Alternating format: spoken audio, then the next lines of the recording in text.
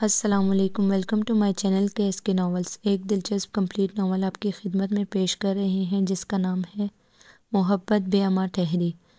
چلیے چلتے ہیں ناول کی جانب۔ روشنی کے حکمران نے بھرپور انگڑائی لیتے ہوئے اپنی کرنیں بڑی فراخ دلی سے زمین کو سونپی تھی۔ ساری کرنوں نے دائرہ بنا کر اپنی سمت متعین کی اور منتشر ہو گئیں۔ ایک کرن نے دور سے اس بڑے سے گھر کی کھڑکی کو دیکھا تھا جس کی چوکھٹ کے گرد چمکا بیل اپنی تمام تر خوبصورتی اور رعنائی کے ساتھ آویزاں تھی۔ وہ چھوٹے چھوٹے قدم اٹھاتی وہاں تک آئی اور ونڈو گلاس سے اپنی ننھی سی ناک ٹکا کر اندر جھانکا۔ محبت کی مہک اسے دیکھ کر مسکائی اور بڑی شوخی سے آنکھ مار کر اندر آنے کی دعوت دی۔ جواباً کرن بھی مسکرا دی اور چھلانگ مار کر شیشے کے پار اتر گئی۔ پلنگ پر خوابیدہ دو نفوس میں سے ایک کے چہرے پر بڑی نرمی سے بوسہ دیا۔ وہ کسمسائی اور کروٹ بدل لی۔ ہر باعث تلملاہٹ ہوتی ہے، سو کرن بھی تلملا اٹھی اور دور سے اپنی امجولیوں کو کھینچ لائی جو اس کے سارے وجود پر چھا گئی۔ اف، یہ صبح اتنی جلدی کیوں ہو جاتی ہے؟ اب تلملاہٹ کا شکار وہ ہوئی تھی اور کسلمندی سے اٹھ بیٹھی تھی۔ پپوٹوں پر نیند براجمان تھی۔ اس نے بال سمیٹتے ہوئے دائیں طرف سوئے اسد کو دیکھا، پھر گلاس ونڈو کو۔ دوسرے ہی لمحے وہ پردے برابر کر کے دوبارہ بیڈ پر دراز ہو چکی تھی۔ کرنیں دھکا دے کر باہر نکالے جانے پر منہ بسورنے لگیں، پھر کوئی روزن نہ پا کر کسی اور سمت کی طرف گامزن ہو گئی۔ دوسری بار نیند میں خلل تب پڑا تھا جب مخصوص انگلیوں کے لمس نے اس کے بالوں میں ہلچل مچائی تھی۔ پلیز سعدی، مجھے سونے دو۔ اس نے کروٹ بدلنا چاہی لیکن اسد نے روک دیا۔ کوئی ضرورت نہیں ہے پھر سے سونے کی، میں پہلے ہی آفس سے لیٹ ہو چکا ہوں اور زبیری صاحب کا دوبارہ بھی فون آ چکا ہے۔ جلدی سے میرے لیے کافی بنا دو، اور ہاں، یہ ٹائی کی ناٹ بھی لگاؤ۔ اسے ٹائی کی ناٹ لگانی نہیں آتی تھی، اس لیے پہلے یہ کام اسد کے والد کیا کرتے تھے اور اب دیجا۔ اسد کی بات کا الٹا اثر ہوا تھا۔ دیجا کو سر تک کمبل تانتے دیکھ کر اس نے ہاتھ کمر پر رکھ کر اسے گھورا، پھر ایک جھٹکے سے کمبل کھینچ دیا۔ میں نہیں چاہتا کہ زبیری صاحب پھر سے فون کریں، لہٰذا فوراً سے پیشتر اٹھ بیٹھو۔ دیا، میں تم ہی سے کہہ رہا ہوں، وہ اسے یوں ہی مخاطب کیا کرتا تھا۔ اف، یہ زبیری صاحب، وہ جھنجھلاتے ہوئے اٹھی۔ میں ان زبیری صاحب سے بہت تنگ ہوں۔ سعدی، آخر باس تم ہو یا وہ؟ ذرا سی دیر ہوئی نہیں اور ان کی انگلیوں میں کھجلی شروع ہوئی نہیں۔ آخر تم انہیں جاب سے فارغ کیوں نہیں کر دیتے؟ انفیکٹ باس کو تو آفس دیر سے جانے کی اجازت ہونی ہی چاہیے، اس نے موقف بیان کیا تھا۔ اسد مسکراتے ہوئے قدادہ آئینے کے سامنے جھانکا۔ دیکھیے مسز دیجا، اسد، اول تو آفس دیر سے جانا میرے اصولوں میں شامل نہیں ہے۔ سوچو ذرا، جب آفس میں باس ہی دیر سے پہنچے گا تو ورکرز اس چیز کا کیا اثر لیں گے؟ دوسری بات یہ کہ زبیر صاحب پاپا کے زمانے کے ورکرز ہیں، بہت ہی محنتی اور قابل اعتماد، میں ان کی عزت بھی بہت کرتا ہوں اور وہ بھی مجھے بیٹا کہتے ہیں، لہٰذا انہیں فارغ کرنا ناممکن ہے۔ اب سیدھی طرح یہاں آ کر ناٹ لگاؤ۔ وہ کچھ روب سے بولا تو دیجا منہ بسورتی اس کے قریب آن رکی۔ ٹائی کی ناٹ لگاتے ہوئے وہ مسلسل کچھ بڑبڑا رہی تھی جو اسد پر واضح نہیں ہو پا رہی تھی، سو اس نے مسکرانے پر اکتفا کیا۔ سعدی، اب تم ٹائی کی ناٹ لگانا سیکھ لو۔ وہ کیوں؟ اس نے کچھ تعجب سے پوچھتے ہوئے اس کے کمر کے گرد بازو پھیلا کر دونوں ہاتھ کی انگلیاں آپس میں پھنسا لیں۔ ہر روز تم یوں مجھ سے ٹائی کی ناٹ لگوانے آتے ہو جیسے کوئی چھوٹا سا بچہ اپنی ماں کے پاس جا کر کہتا ہے، ماما مجھے اسکول کے لیے تیار کر دو۔ ہاں ہاں ہاں، اس کی سنجیدگی اسد کے کہکے میں کھو گئی تھی۔ اس میں ہنسنے کی کیا بات ہے؟ گھورنے کا اسد پر رتی بھر بھی اثر نہ ہوا تھا۔ وہ ہنستا ہی چلا گیا تو وہ بھی مسکرا دی۔ بالوں کی گرہ کھول کر کندھوں پر بکھر گئی تھی۔ اسد کی نظریں زلفوں میں الجھ گئیں۔ یوں کیا دیکھ رہے ہو؟ پلکوں کی جھالر عارض پر تھرکنے لگی تھی۔ دیکھ رہا ہوں میری بیوی غصے میں زیادہ حسین لگتی ہے یا ہنستے ہوئے؟ اس کے ہونٹ دیجا کی پیشانی کو چھونے لگے تھے۔ سعدی، زبیری صاحب کا فون پھر سے آ جائے گا۔ فکر معنی خیز تھا۔ اسد کنی کترا گیا۔ So what? بقول تمہارے زبیری صاحب کو تو عادت ہے بار بار فون کرنے کی۔ متبسم اور شریر لہجے نے دیجا کو جھیمنے پر مجبور کر دیا تھا، جسے چھپانے کے لیے اس نے دونوں ہتھیلیاں اسد کے سینے پر رکھ کر پیچھے دھکیل دیا۔ وہ لڑکھڑا کر اسٹول کا سہارا لینے لگا۔ آفس دیر سے جانا تمہارے اصولوں میں شامل نہیں ہے، میں ناشتہ تیار کرنے جا رہی ہوں، تم جلدی سے آ جاؤ۔ مختصر لفظوں میں وہ اپنی بات سمجھا گئی تھی اور کمرے سے نکلتے ہوئے اس نے اسد کا چھت پھاڑتا کہکا سنا تھا۔ اس کے اپنے چہرے پر بھی اسد کی محبت تبسم کی طرح بکھر گئی۔ کچن میں آ کر اس نے الیکٹریکل کیٹل کا پلگ لگایا اور خود اسد کا فیوریٹ آملیٹ تیار کرنے لگی، کیونکہ اس کے بعد اسد نے محض ڈنر ہی کرنا تھا۔ لنچ ٹائم میں بھی وہ محض چائے کافی پر گزارا کرتا تھا اور پھر ڈنر گھر پر ہی کیا کرتا تھا۔ جس طرح اسد اس کی پسند و ناپسند کا خیال رکھتا تھا، اسی طرح دیجا خود بھی اس کا بے حد خیال رکھتی تھی، بس اس کی شخصیت میں شدت پسندی کا عنصر غالب تھا اور اسی شدت پسندی کے زیر اثر وہ اسد کا ہر کام اپنے ہاتھوں سے کیا کرتی تھی، حتیٰ کہ ایک بار اسد کے جوتے پالش کرنے پر اس نے ملازموں کو تھپڑ دے مارا تھا۔ صبح آفس جاتے ہوئے وہ بریف کیس خود تماتی تھی، اوور کوٹ بھی خود پہناتی تھی، اب وہ اسے پورچ تک چھوڑنے آئی تھی۔ مسز فاروق کے گھر کا لان بے حد خوبصورتی سے سجایا گیا تھا۔ سبز گھاس پر تھرکتی روشنیاں اور اس گھاس کو بے دردی سے رونتے قدم آپس میں برسر پیکار تھے۔ سفید وردیوں میں ملبوس ویٹرز ہاتھوں میں سنہری تشتریاں اٹھائے ادھر سے ادھر بھاگتے پھر رہے تھے۔ رات کی مناسبت سے گہرے رنگوں کے ملبوسات سے سجے وجود میک اپ کی تہیں چہروں پر چڑھائے ایک دوسرے میں مگن تھے۔ مسکراہٹیں تھیں، ریشمی کپڑوں کی سرسراہٹیں تھیں، کہکہتے گلگلاہٹیں تھیں، دنیا جہان کے مختلف پرفیومز کی خوشبوؤں کے حصار کو توڑتی باربیکیوز کی اشتہار انگیز مہک سارے لان میں قبضہ جما رہی تھی۔ بیک گراؤنڈ میں بجتی مدھم و مدر موسیقی نے سارے ماحول کو رومانٹک بنا دیا تھا، اور سب سے بڑھ کر چار سو پھیلی چاندنی فضا کی خنکی کو کھینچ کر ہر وجود پر کپ کپی طاری کرنے کی بھرپور کوشش کر رہی تھی، جس میں اسے کسی قدر کامیابی بھی ہوئی تھی۔ اور اس سارے ماحول کا ایک جزو وہ بھی تھی جس کے سراپے کو نیوی بلو کلر کی ساڑی نے مزید دلکش بنا دیا تھا۔ اس نے اپنی شہد رنگ زلفوں سے ہم رنگ آنکھیں ایک ہی سمت میں ٹکا رکھی تھی، جہاں اسد احمد گیلانی اپنے بیش قیمت سوٹ کے پرواہ کیے بغیر گھاس پر بسکڑا مار بیٹھا تھا، اور رنگ برنگے ملبوسات میں ملبوس بچوں کا ایک بڑا سا گروپ اس کے گرد دائرے کی صورت براجمان تھا۔ محبت، شفقت اور اسی قسم کے دوسرے جذبات ایک ساتھ اس کے چہرے کا حصہ بنے ہوئے تھے، اور وہاں اور کچھ بھی تھا، شاید کچھ نہ ہونے کا دکھ۔ اگرچہ اس کے چہرے پر رقم نہ تھا، مگر جو آپ سے محبت کرتے ہیں وہ اندر کے حال سے ہر لمحہ واقف ہوتے ہیں۔ آپ کچھ نہ بھی کہیں وہ پہچان جاتے ہیں۔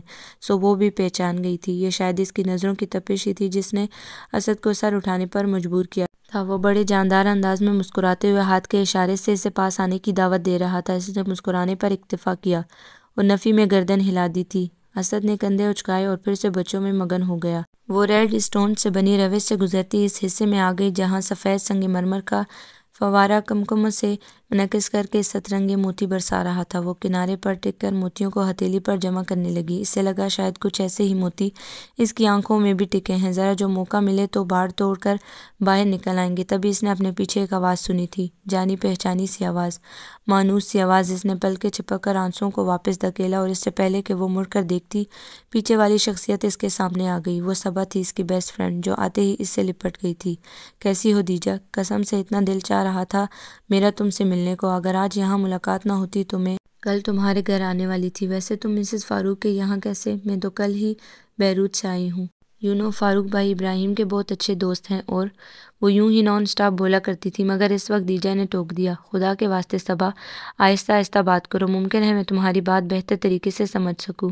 صبا شرمندہ ہوئے بغیر ہنس دی۔ چلو وہاں چل کر بیٹھتے ہیں۔ وہ اس کا ہاتھ تھام کر کونے والی میز پر لے آئی، پھر شکوہ و شکایات کی فہرستیں نکالی گئی، معافی تلافی ہوئی، گزرے قصے دہرائے گئے، اسکول سے لے کر یونیورسٹی لیول تک کے دوستوں کو یاد کیا گیا، اور یوں وہ ماضی کے شبستان سے گزر کے حال کے گلستان میں داخل ہو گئے۔ محض 4 سال ہی تو ہوئے ہیں ہمیں یونیورسٹی چھوڑے، اور لگتا ہے صدیاں بیت گئی۔ صبا کی نظریں سیاہ آسمان میں جانے کیا کھوج رہی تھیں۔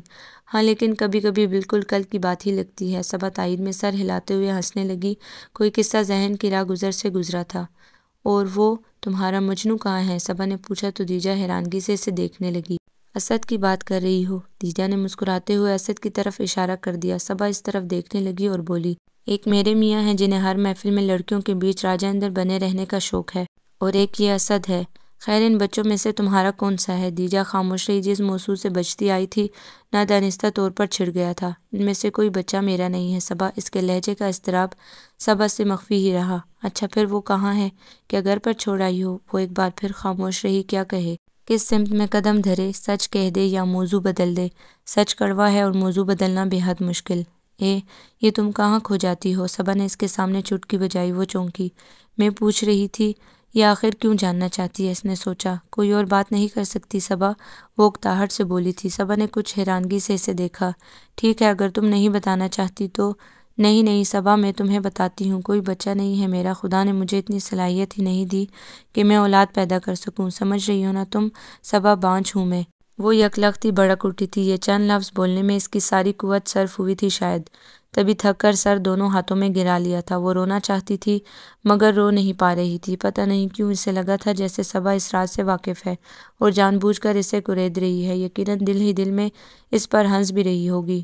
فضا میں خنکی بڑھ گئی تھی، سرد ہوا کے جھونکے بھی خرامہ خرامہ دھرتی کا رخ کر رہے تھے، اور وہ ہر احساس بے نیاز صرف ایک احساس کے زیر اثر تھی۔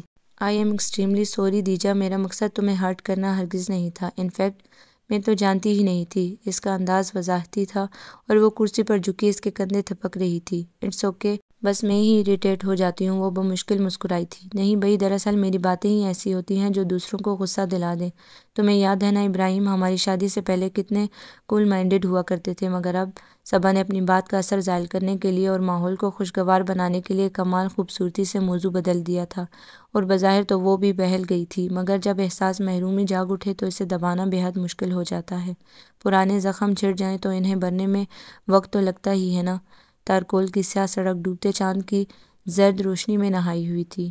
دو رویا کا داور اشجار جنات کی طرح تنے ہوئے تھے اور اپنی شاخیں پھیلائے حملہ کرنے کو بےتاب۔ اسد نے ونڈ اسکرین سے نظر ہٹا کر اس پر ڈالی تھی جو اپنے بالوں کو انگلی پر لپیٹتے ہوئے کھڑکی سے باہر نہ جانے کیا کھوج رہی تھی۔ اسد نے ذرا سا جھک کر اس کے شانے سے اپنا شانہ ٹکرایا تھا اور وہ متوجہ ہوئی اور اسے دیکھ کر ہولے سے مسکرا دی۔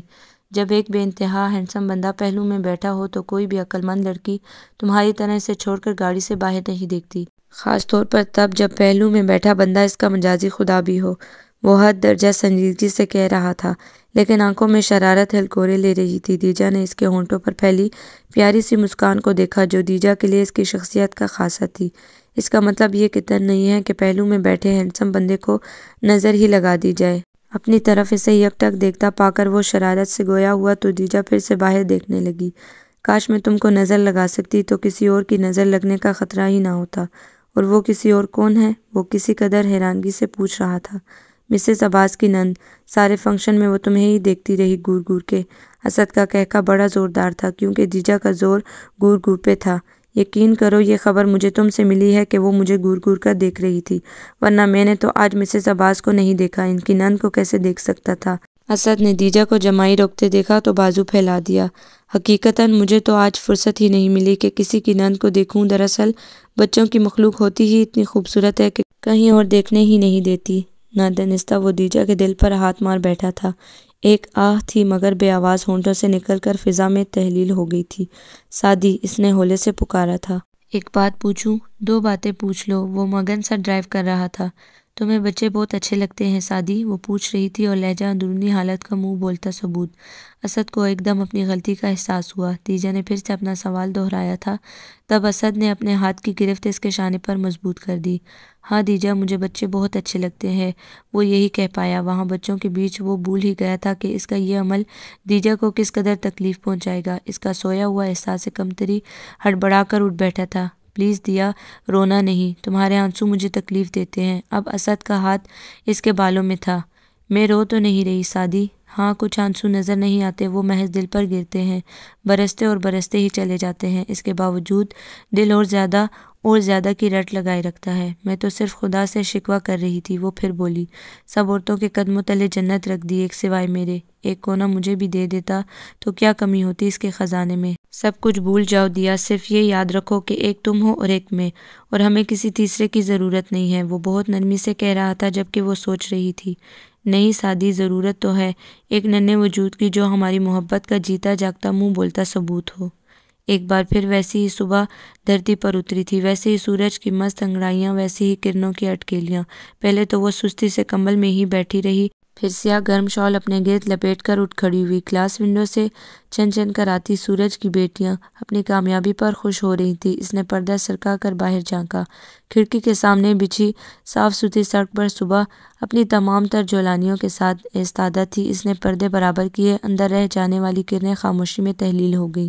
اسد جم خانہ سے آنے والا تھا، وہ ہاتھوں سے بال سنوارتی ٹیرس پر آ گئی۔ وہ گرل پر جھکی لان میں جھانک رہی تھی جہاں بوڑھا مالی بابا بڑی شفقت سے بیل بوٹے سیراب کر رہا تھا۔ اس کے پکارنے پر سر اٹھا کر اوپر دیکھنے لگا، پھر ہاتھ کے اشارے سے اسے پیار دیا جسے قبول کرتے ہوئے وہ مسکرا دی۔ بابا، اماں وزیرہ آ گئی؟ وہ کام والی ماسی کے بارے میں پوچھ رہی تھی۔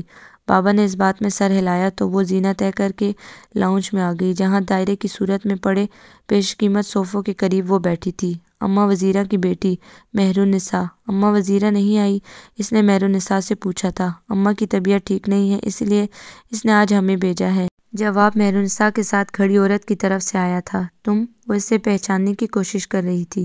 تم وزیرہ کی کون ہو؟ اب مہرالنساء نے جواب دیا۔ یہ ہماری سب سے بڑی بہن ہے۔ دیجا کو ہنسی آ گئی کیونکہ اس نے سب سے بڑی پر زور دیا تھا۔ ہاں، اس کی شکل وزیرہ سے بہت ملتی ہے۔ اس نے کوئی بھی جواب دیے بغیر اپنے دوپٹے سے فرنیچر کی گرد صاف کرنے شروع کر دی۔ کیا نام ہے تمہارا؟ اس کی مخاطب وہ تھی اور نظریں مہرالنساء پر تھی جو ہمیشہ کی طرح سائڈ ٹیبل کے قریب دو زانوں بیٹھ گئی تھی اور گرد صاف کرتے ہوئے بہت اشتیاق سے ٹیبل پر سجے کرسٹل پیسز کو دیکھ رہی تھی۔ اس کی نگاہوں میں شوق کا ایک جہان آباد تھا۔ زہرہ، مختصر سوالات عام طور سے مختصر جوابات کے ہی حامل ہوتے ہیں۔ مہرالنساء نچلا ہونٹ دانتوں میں دباتے بہت احتیاط سے ہر چیز کو چھو رہی تھی۔ 16-17 سال کی یہ لڑکی ہمیشہ اسے اٹریکٹ کرتی تھی، جس کے ہونٹ زندہ دلی سے مسکراتے تھے اور معصومیت آنکھوں میں تخت نشین تھی۔ دیجا نے یوں ہی پکار لیا تھا۔ وہ جو منہک تھی گھبرا گئی اور ہاتھ کھینچ لیا۔ تمہیں یہ پسند ہے؟ دیجا نے مسکراتے ہوئے پوچھا تھا، مگر اس کے باوجود مہرالنساء خاموش رہی۔ چہرہ ابھی بھی گھبراہٹ کے زیر اثر تھا، لیکن آنکھوں میں معصومیت اس بات میں سر ہلا رہی تھی۔ ٹھیک ہے مہرالنساء، ان میں سے جو بھی تمہیں پسند ہے وہ تم رکھ لو۔ اس بات تحین میں بدل گیا۔ سچ؟ وہ پوچھ رہی تھی۔ دیجا نے سر ہلایا تو وہ خوشی خوشی سلیکشن کرنے لگی۔ تبھی زہرہ کی سرزنش بھری آواز نے اسے ٹوک دیا۔ دیجا کو اس کی مخالفت ناگوار گزری تھی۔ میں تمہیں تو نہیں دے رہی زہرہ، اس نے کچھ نرمی سے کہا تھا۔ اس کے باوجود طنزیہ مسکراہٹ نے زہرہ کے چہرے کا احاطہ کرنے میں لمحہ ہی لیا تھا۔ مجھے دو یا اس سے، بات تو ایک ہی ہے نا بی بی، اسے نہ ہی دو تو اچھا ہے۔ ویسے بھی غریب کو بغیر محنت کے مل جائے تو وہ گندم کی ڈھیری کی طرح پھیل جاتا ہے اور ندیدی نظروں سے ہر چیز کو تکتا ہے۔ پھر تم امیر لوگ ہی ہر حرامی کا طعنہ دیتے ہو۔ تم اتنا تلخ کیوں بول رہی ہو؟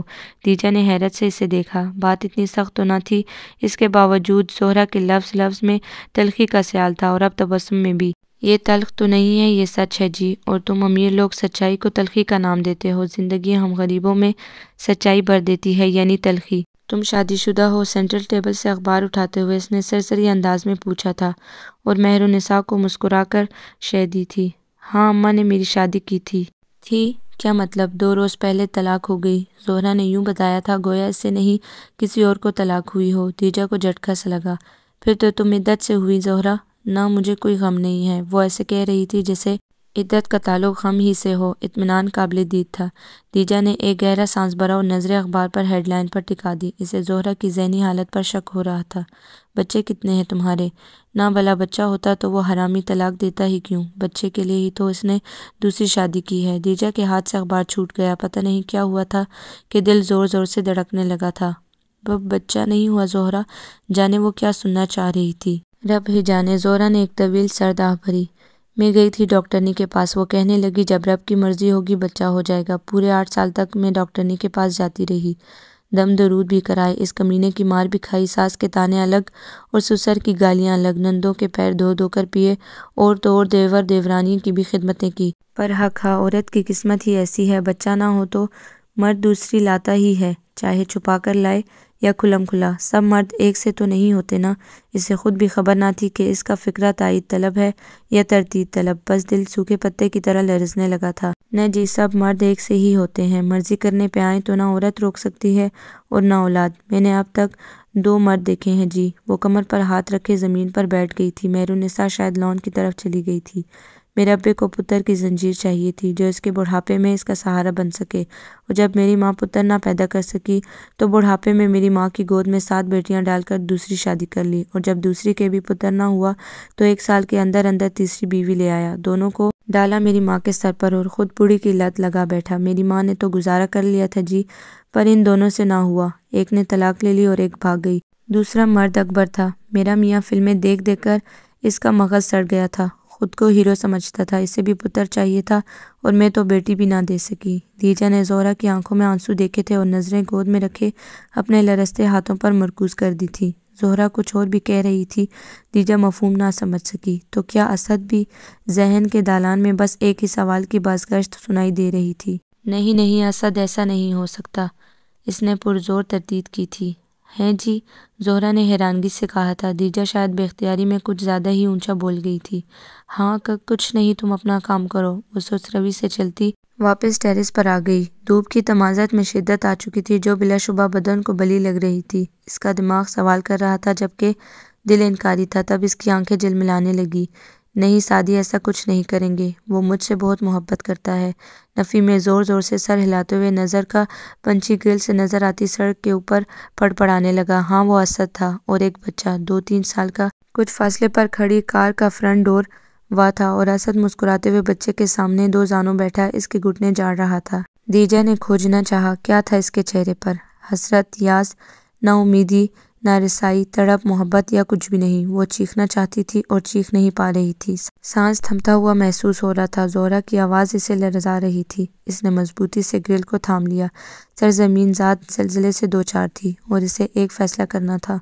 ہجوم بڑھتا جا رہا تھا، تمسخر اڑاتے قہقہے پھیل رہے تھے۔ اس نے پیشانی پر نمودار ہو جانے والی چند بوندوں کو پہنچا، ایک نگاہ اسد پر ڈالی جو ابھی بھی بچے سے ہم کلام تھا۔ وہ مڑی اور مضبوط قدموں سے چلتی لاؤنج میں آ گئی۔ سامنے ہی مہرالنساء بڑے سے پنجرے میں موجود آسٹریلین پیرٹس کو متوجہ کرنے کی کوشش کر رہی تھی۔ دائیں جانب زہرا صوفوں کے گرد جھاڑتی جانے کیا بڑبڑا رہی تھی۔ زہرا! اس کے پکارنے پر وہ متوجہ ہوئی، ساتھ ہی مہرالنساء بھی۔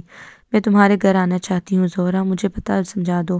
وہ بہت مطمئن ہو گئی تھی کیونکہ وہ ہمیشہ سے قسمت کی دھنی رہی تھی اور اسے یقین تھا کہ قسمت اب بھی اس کے ساتھ ہے۔ وہ جو پتھر اپنی راہ میں رکھنے والی ہے اس سے ٹھوکر نہیں کھائے گی بلکہ اس سے پہلے ہی اسے ہٹا دے گی۔ وہ اندرون لاہور کی ایک تنگ و تاریک گلی تھی جس کے آغاز سے اختتام کا نقطہ دیکھنا بے حد مشکل تھا۔ بلیک شیرارڈ نے آگے جانے سے انکار کیا تو وہ اسے ایک طرف پارک کر کے گلی میں گھس گئی۔ کھلے ہوئے گٹروں کا گندا بدبودار پانی گلی میں جا بجا پھیلا ہوا تھا جس کی بدولت اسے چلنے اور سانس لینے میں کافی دقت ہو رہی تھی۔ بہرحال اسے یہ راستہ طے کرنا ہی تھا کیونکہ اسے نہ کرنے کی صورت میں جو مشکلات اس کے سامنے آتی وہ اس سے بڑھ کر ہو سکتی تھی۔ اس نے رک کر ایک آدمی سے اماں وزیرہ کے گھر کا پتہ معلوم کرنا چاہا۔ وہ شخص یہاں موجود بیشتر لوگوں سے قدرے بہتر نظر آ رہا تھا۔ وہ کچھ دیر کاغذ کا پرزہ ہاتھ میں تھامے اسے بغور دیکھتا رہا، پھر پرسوچ انداز میں سر اٹھا کر پیلے پیلے دانتوں کی نمائش کی اور آئیں جی میں آپ کو لے چلتا ہوں کہہ کر اس کے ساتھ چلنے لگا۔ دیجا کی مجبوری اسے اس کا ساتھ دینے پر مجبور کر رہی تھی۔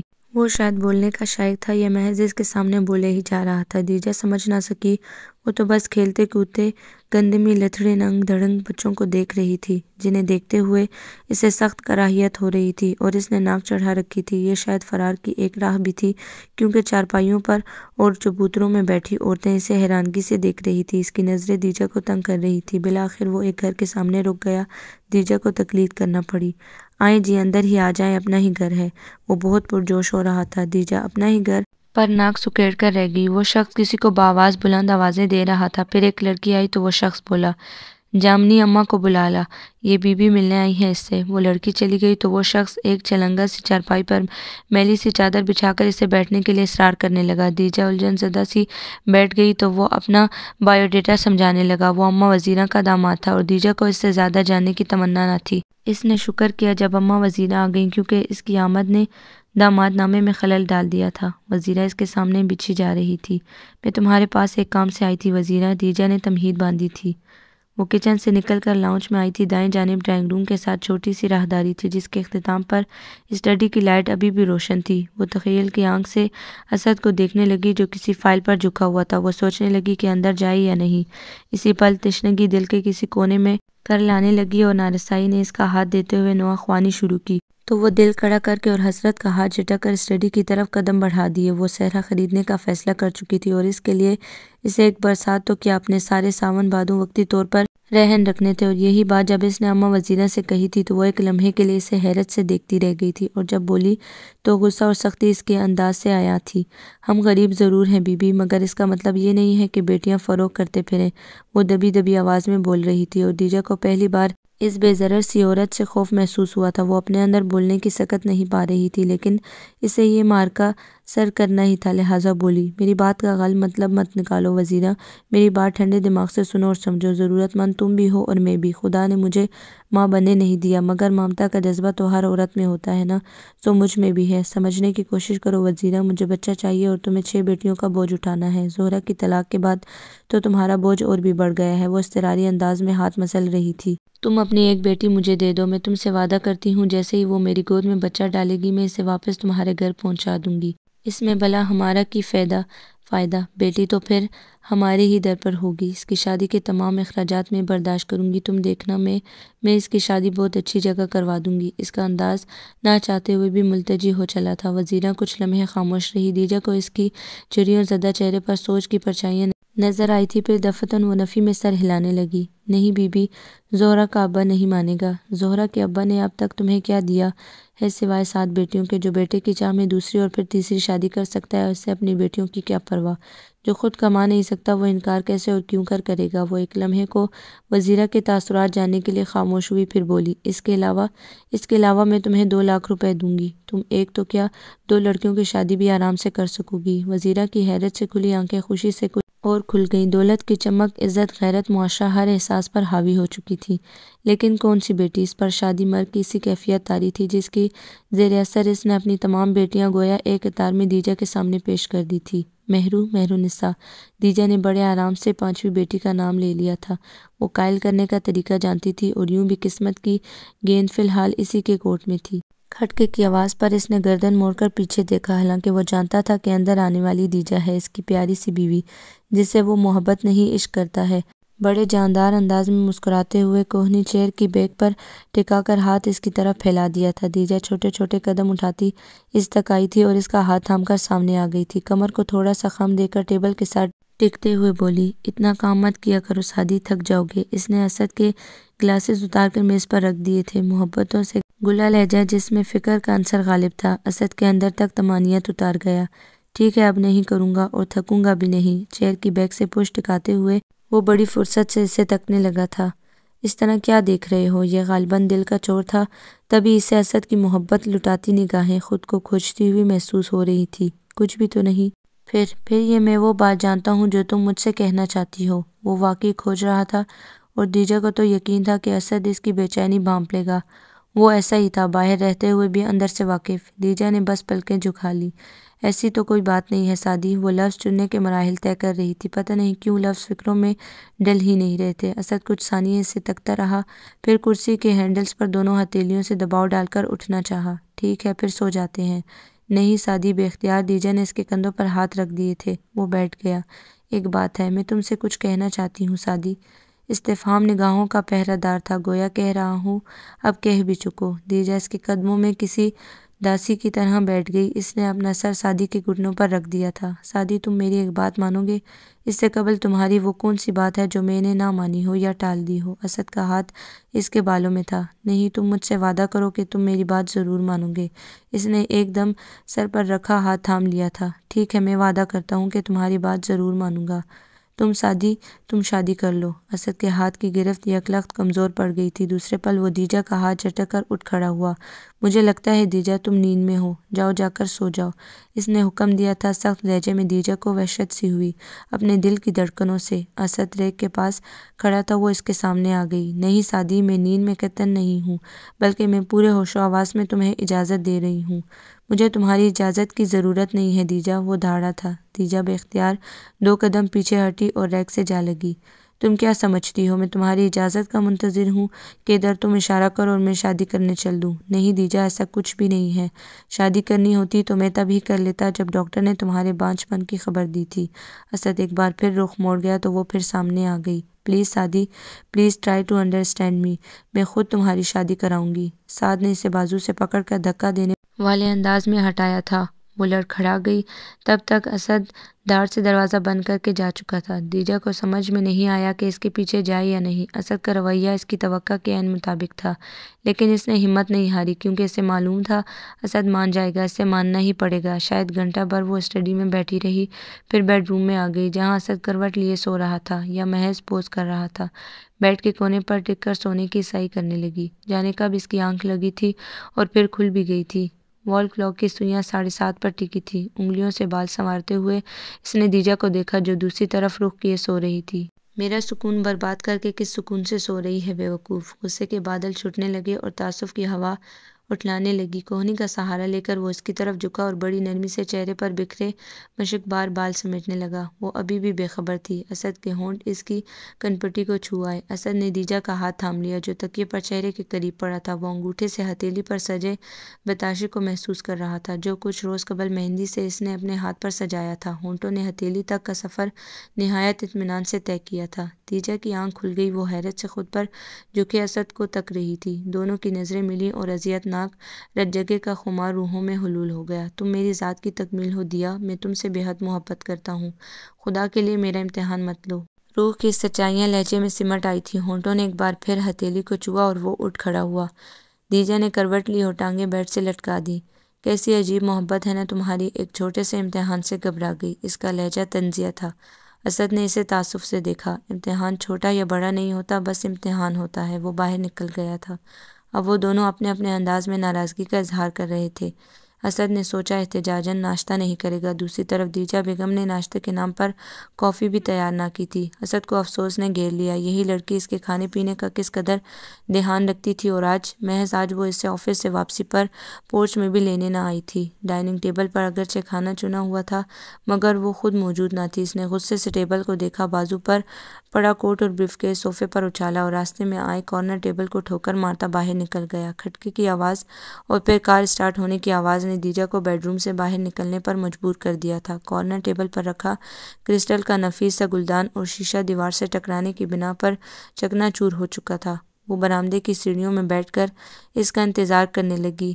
گھڑی کی سوئیاں حرکت کے ساتھ ساتھ ایک سوال بھی کر رہی تھیں، پتہ نہیں اس نے کھانا بھی کھایا ہوگا یا نہیں۔ اس رات وہ 11:30 بجے کے بعد ہی واپس آیا۔ گاڑی کی ہیڈ لائٹس نے اس کی آنکھوں کو چندیا دیا تھا۔ وہ بے اختیار کھڑی ہو گئی۔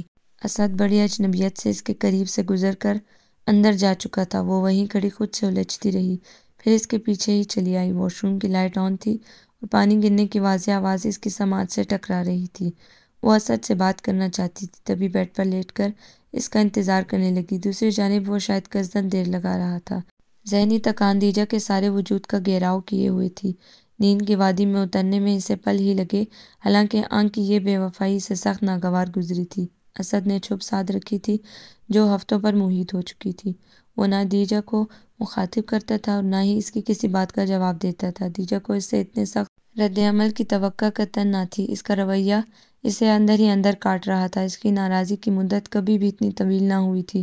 وہ رات کو بہت دیر سے آنے لگا تھا۔ دیجا کے لیے دن تو کٹن تھے ہی، سردی کی طویل راتیں کچھ اور طویل ہو گئیں۔ حد تو تب ہوئی جب گھڑی کی سوئیاں 2 اور 3 کا فگر بھی کراس کرنے لگی۔ وہ آنکھوں میں آنسو بھرے اسے تکی گئی تھی اور جب ضبط کا یارہ نہ رہا تو اس کے کشادہ سینے سے سر ٹکا کر پھوٹ پھوٹ کر رو دی۔ میرے ساتھ یوں مت کرو اسد، میں مر جاؤں گی مگر تمہاری بے اعتنائی کے ساتھ زندہ رہنا میرے لیے بہت مشکل ہے، پلیز میرے ساتھ یوں مت کرو۔ وہ ٹوٹی پھوٹی سی اس کے سینے سے لگی ہوئی تھی اور اسد کی نگاہیں اس کے ریشمی بالوں پر تھی۔ کیسی دیوانگی تھی جو اسے اس حال تک لے آئی تھی۔ اسد نے اس کے گرد اپنا حصار کھینچ کر گویا اسے تحفظ کا احساس دیا تھا۔ دیجا کے آنسو ہمیشہ اسے تکلیف دیتے تھے، اب بھی ایسا ہی ہوا تھا۔ دیجا اس بات سے بخوبی واقف تھی۔ اس لمحے وہ اور شدت سے رونے لگی تھی۔ اسد کا ملال بڑھنے لگا، اسے تنگ کر کے وہ خود بھی کہاں پرسکون رہ سکا تھا۔ کتنی ہی راتیں سڑکیں ناپتے، بستر کے کانٹے چنتے گزری تھیں۔ اس نے دیجا کے گرد اپنی گرفت کچھ اور مضبوط کر لی، پھر بہت دھیمے اور نرم آواز میں بولا، اور جو تم میرے ساتھ کر رہی ہو کیا وہ درست ہے دیا؟ اس کی آواز و انداز میں چاہت کی شدتیں تھی۔ دیجا نے تڑپ کر سر اٹھایا۔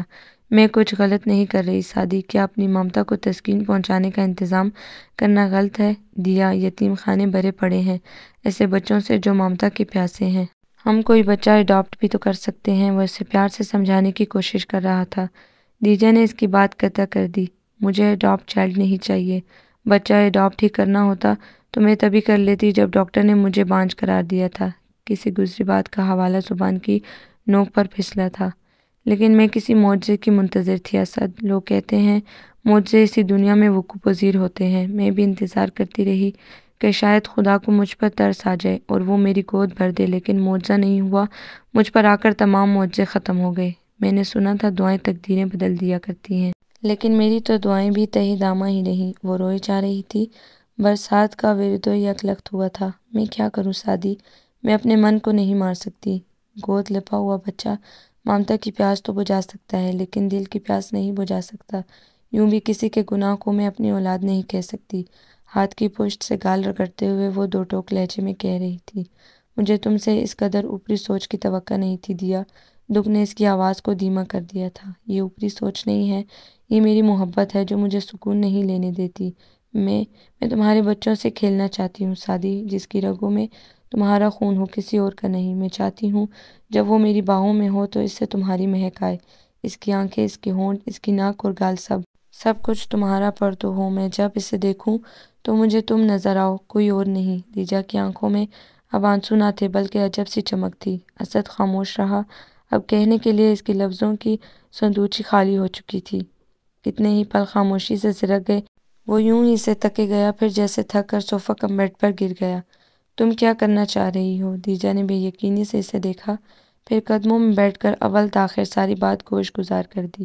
اسد ابھی بھی خاموش تھا، لیکن لبوں پر طنزیہ مسکان، گویا ایک نہیں دو زندگیوں کا سودا کیا ہے تم نے۔ انداز خود کلامی کا سا تھا، پھر اسے مخاطب کر کے بولا، ویسے تم نے سوچا ہے اگر مہرالنساء بھی ماں نہ بن سکی تو کیا تم تیسری شادی کرنے کے لیے کہو گی مجھے؟ پین انگلیوں کے بیچ گھماتے ہوئے وہ یقیناً طنز کر رہا تھا۔ دیجا کی نگاہوں میں سراسیمگی سمٹ آئی تھی۔ کیا یہ ممکن ہے؟ اس نے اس نہج پر بالکل نہیں سوچا تھا۔ مجھے ڈراؤ مت سعدی، اور ہم اندھیرے پہلو ہی کیوں دیکھیں، روشن پہلو بھی تو ہیں۔ اس کا لہجہ سرسراتا ہوا تھا، تیز ہوا کے خوف سے کانپتے پتے جیسا۔ اسد کہہ رہا تھا، ٹھیک ہے دیجا، میں شادی کرنے کے لیے تیار ہوں۔ خوف بے یقینی میں بدل گیا، پھر خوشی میں۔ تم سچ کہہ رہے ہو نا سعدی؟ 100%، لیکن اس کے بعد جو کچھ ہوگا اس کے ذمہ دار محض تم ہوگی دیجا۔ تم اپنے پاؤں پر خود کلہاڑی مار رہی ہو، بعد میں تکلیف ہو تو مجھ سے شکایت مت کرنا۔ وہ سنجیدہ تھا اور آنے والے دنوں کی تباہ کاریوں کا حوالہ دے کر اسے ڈرانا چاہتا تھا۔ دیجا خوش تھی، جس کے آگے اسد کی تنبیہ دب کر رہ گئی تھی۔ وہ مطمئن نہیں ہو پا رہا تھا، نہ جانے کیوں۔ اور رات کے اس پہر جب کہ سارا عالم کمبلوں میں دبکا ہوا تھا، وہ گرل پر کوہنیاں ٹکاتے دیوقامت درختوں کے پیچھے سر ابھارتے زرد چاند کو تک رہا تھا۔ یہ کوئی مناسب وقت تو نہ تھا چاند کو تکنے کا، اور وہ کچھ ایسا رومانٹک مائنڈڈ بھی نہ تھا کہ چاند کو تکنے سے کوئی دلی آسودگی حاصل ہوتی ہو۔ بس دیجا کو چاند پسند تھا اور وہ دیجا کی کوئی بات نہیں ٹالتا تھا، سو اس کے ساتھ کھینچتا ہوا آتا اور دودھیا روشنی میں بیٹھ جاتا۔ ایسے میں دیجا اس چاند کو تکا کرتی جس کا ایک عالم دیوانہ تھا، اور وہ اس کا ہاتھ تھامے اس چاند کو تکتا جس کا وہ دیوانہ تھا۔ ہوا کے رود پر سوار ہو کر مخصوص خوشبو اس تک پہنچتی تھی، نرم قدموں کی ہلکی سی دھمک جو اس کے لیے کسی مدد ان سے کم نہ تھی، بہت ہولے سے اس کے قریب آن رکی تھی۔ زرد چاندنی میں ایک اور چاندنی، اس کے چوڑی پشت پر نظریں ٹکائے وہ کوئی مناسب لفظ ڈھونڈ رہی تھی جو اس کے کیے کا مداوع کر دے، مگر یہ ممکن نہ تھا۔ مداوع اور ازالہ تو بے معنی ہو چکے تھے۔ اس کے نزدیک جو کچھ ہوا اسے کم و بیش یوں ہی ہونا تھا، آج نہ ہوتا تو کل ہو جاتا، لیکن تب اس سب میں اس کی رضا شامل نہ ہوتی اور اس کے مجازی خدا کا کوئی بھی قدم اس کے لیے باعث آزار ہو سکتا تھا۔ ٹھیک ہے، لیکن مجھے لفظ کیوں نہیں مل رہے؟ یہ شرمندگی کیسی ہے؟ میں وہ کیوں نہیں کہہ پا رہی جو کہنا چاہتی ہوں؟ اس نے اپنا ہاتھ اس کے کندھوں کی طرف بڑھایا، پھر انگلیاں بھینچ کر واپس کھینچ لی۔ فی الوقت وہ اپنا کوئی بھی احساس اس کے دامن سے باندھنا نہیں چاہتی تھی۔ جن کی چاہ آپ کے دل کے قریب رہتی ہے، جن کی طلب کے پھول دل کے گلستان میں کھلا کرتے ہیں، جو آپ کے سنگ سانس کی طرح رہتے ہیں، جب انہی لوگوں سے کلام کرنے کے لیے آپ کو لفظ کھوجنے پڑیں، ڈکشنریاں کھنگالنے کی ضرورت پڑنے لگے، تو یہ دوریوں کی طرف پہلا قدم ہوتا ہے جس کے اختتام پر فصیلیں تن جاتی ہیں۔ شاید دیوار چین سے بھی زیادہ مضبوط اور بلند و بانگ۔ اسے اپنے اور اسد کے درمیان کوئی کلزم موزن نظر آیا تھا جس کی وسعتوں کو ناپنا اس کے بس کا روکنا تھا۔ اس نے گھبرا کر پکار لیا، پتہ نہیں اس نے سنا تھا یا نہیں۔ رخ ہنوز انڈے کی زردی جیسے چاند کی طرف تھا۔ دیجا کی دوسری پکار پر وہ دھیرے سے مڑا اور نظریں اس پر جما دی، سرد و سپاٹ نظریں جن میں وافدگی نہ تھی، نہ شگفتگی، نہ شرارت اور نہ بےتابی، آنکھوں کی جوت بجھی ہوئی تھی۔ اسد، وہ تمہارا انتظار کر رہی ہوگی۔ اس کے بے تاثر نگاہوں نے اس پر گھبراہٹ طاری کر دی تھی، نہ جانے یہ اطلاع تھی، سرزنش یا پیغام۔ اسد کے دل پر برچی سی اتر گئی۔ وہ اسے جھنجھوڑنا چاہتا تھا اور جھنجھوڑ نہیں پا رہا تھا، اسے لفظوں کی مارنا چاہ رہا تھا مگر مار نہیں پا رہا تھا۔ وہ کہنا چاہتا تھا، اٹھو بے وقوف لڑکی، وہ جو اس وقت میرا انتظار کر رہی ہے اور جس کے انتظار کی خبر تم مجھے دینے آئی ہو، وہ تمہارا شوہر تقسیم کرنے آئی ہے۔ جب میں اس کے قریب رہوں گا، اس کا ہاتھ تھاموں گا تو کیا تم پرسکون رہ سکو گی؟ جب تمہارے بجائے میرے دم سے اس کا بیڈ روم آباد رہے گا تو کیا تم سو سکو گی؟ چلو اسد، 12:30 بج رہے ہیں، مہرو بیچاری تھک جائے گی، اور میری تھکاوٹ اسے کون سمیٹے گا؟ لفظ پھر سے بے معنی ہو گئے۔ دیجا نے اس کا ہاتھ تھام کر اندر کی طرف قدم بڑھا دیے تھے، اور اسد کو آج پہلی بار اپنا یوں اس کے ساتھ کھینچے جانا برا لگ رہا تھا۔ اف، دیکھا بیچاری سو گئی۔ اسد نے دیکھا، محترمہ بیچاری عجیب و غریب انداز میں محو استراحت تھی۔ تم اسے جگا لو گے یا میں؟ وہ پوچھ رہی تھی، پھر کوئی جواب نہ پا کر خود ہی جگانے لگی۔ وہ کسمسائی اور ہڑبڑا کر اٹھ بیٹھی تھی، مندی مندی آنکھوں سے حیرت مرتشہ تھی۔ مہرالنساء اسد، دیجا نے غالباً اسے مطلع کیا تھا۔ مہرالنساء نے اسے دیکھا تھا اور گڑبڑا کر پیچھے کھسک جانے والے دوپٹے کو کھینچ کر چہرہ چھپا لیا تھا۔ وہ مہرالنساء کو دیکھ رہا تھا، دیجا اسے دیکھ رہی تھی، پھر وہ سر ٹیبل پر جھکی، پھر مڑ کر اس کی طرف آ گئی۔ کلثم کی پرجوش لہریں ٹھاٹھے مار رہی تھی۔ یہ مہرالنساء کی رونمائی اسے دے دینا۔ سبز رنگ کی مخملی کیس اس کی طرف بڑھاتے ہوئے دیجا نے سرگوشی کی تھی۔ آواز اتنی ہی تھی کہ وہ سن سکے۔ معاہدے اس قسم کی چیزوں کے محتاج نہیں ہوتے دیجا۔ بہت نارمل انداز میں کہی گئی بات میں شعلوں کی سی لپک تھی جن کی تپش اپنی روح کے قریب اس نے محسوس کی تھی۔ وہ خوش ہو جائے گی اسد۔ اسد ہنس دیا، عجیب طنزیہ ہنسی تھی۔ دلی وابستگی نہ ہونے کے باوجود میں اسے خوشی دوں گا، لوگ تو یہ بھی نہیں کرتے۔ کیس تھامتے ہوئے وہ دروازے کے آگے سے ہٹ گیا تھا، گویا اسے جانے کا حکم دیا تھا۔ دیجا نے ہونٹ کا کونا چباتے ہوئے باہر کی طرف قدم بڑھا دیے۔ اس کے باوجود دل کی حالت عجیب ہو رہی تھی۔ اس کا دل چاہ رہا تھا اسد کو کہیں دور لے جائے جہاں مہرالنساء کا وجود نہ ہو۔ اپنے پیچھے دروازہ بند ہونے کی آواز سنی تھی اس نے اور تیزی سے مڑی تھی۔ بند دروازہ منہ چڑھا رہا تھا، دھڑکنوں کا ارتعاش بڑھ گیا تھا اور لہروں کا شور کانوں سے قریب تر آ گیا تھا۔ دل نے خواہش کی کہ دروازہ زور زور سے پیٹ ڈالے اور جب دروازہ کھلے تو اسد کا ہاتھ تھام کر دوڑ لگا دے، لیکن وہ ایسا کچھ بھی نہیں کر سکتی تھی کیونکہ اسد نے اس کی خواہش کا احترام کیا تھا۔ آب کلثم اب اس کی آنکھوں میں سما گیا تھا۔ وہ 2 قدم پیچھے ہٹی، پھر مڑی اور بھاگتی ہوئی زینہ طے کر گئی۔ خاموشی بیڈ روم کے کسی کونے سے نکل کر سارے میں بکھر گئی۔ اس سمیت کمرہ بھی ادھارا نامکمل سا لگ رہا تھا۔ وہ دھیرے دھیرے چلتی کھڑکی کے قریب رکھی ایزی چیئر تک آئی جس کی بیک پر اسد کی ٹائی پڑی تھی۔ اس نے ٹائی اٹھا کر گال سے لگا لی، پھر اسے بازوؤں میں بھینچ کر کرسی میں ڈھہ گئی۔ ایک درد تھا جو دل کی دیواروں سے سر ٹکرا کر لوٹ رہا تھا۔ اس نے بازو پر رکھی ٹائی ہونٹوں سے لگا لی۔ سارے کمرے میں اور کمرے کی ایک ایک شے میں اس کی مہک تھی، مگر وہ نہ تھا۔ درد آنسوؤں کی صورت بڑی فرصت سے اس کی کن پٹی پر لکیریں چھوڑنے لگا اور ہر نئی لکیر کے ساتھ ماضی کا ایک ایک ورق پلٹا جانے لگا۔ جب اسد اس سے پہلی بار ملا تھا وہ MBA کے فائنل میں تھا اور دیجا نے BA فائن آرٹس میں ایڈمیشن لیا تھا۔ بہت ہی اتفاقیہ ملاقات تھی ان کی جو صدیوں پر محیط ہو گئی تھی، اور جب وہ دلہن بن کر اس گھر میں اتری تھی، کسی ملکہ کی طرح، کسی فاتح حسینہ کی طرح جس نے اسد جیسے سٹون کو فتح کیا تھا، اور اس روز اسد کس قدر خوش تھا۔ مجھے لگتا ہے آج میری تکمیل ہو گئی ہے، اس کا حنائی ہاتھ تھام کر اسد نے کہا تھا اور وہ مسکرا دی تھی۔ میں تمہارے بغیر کچھ بھی نہیں ہوں دیجا۔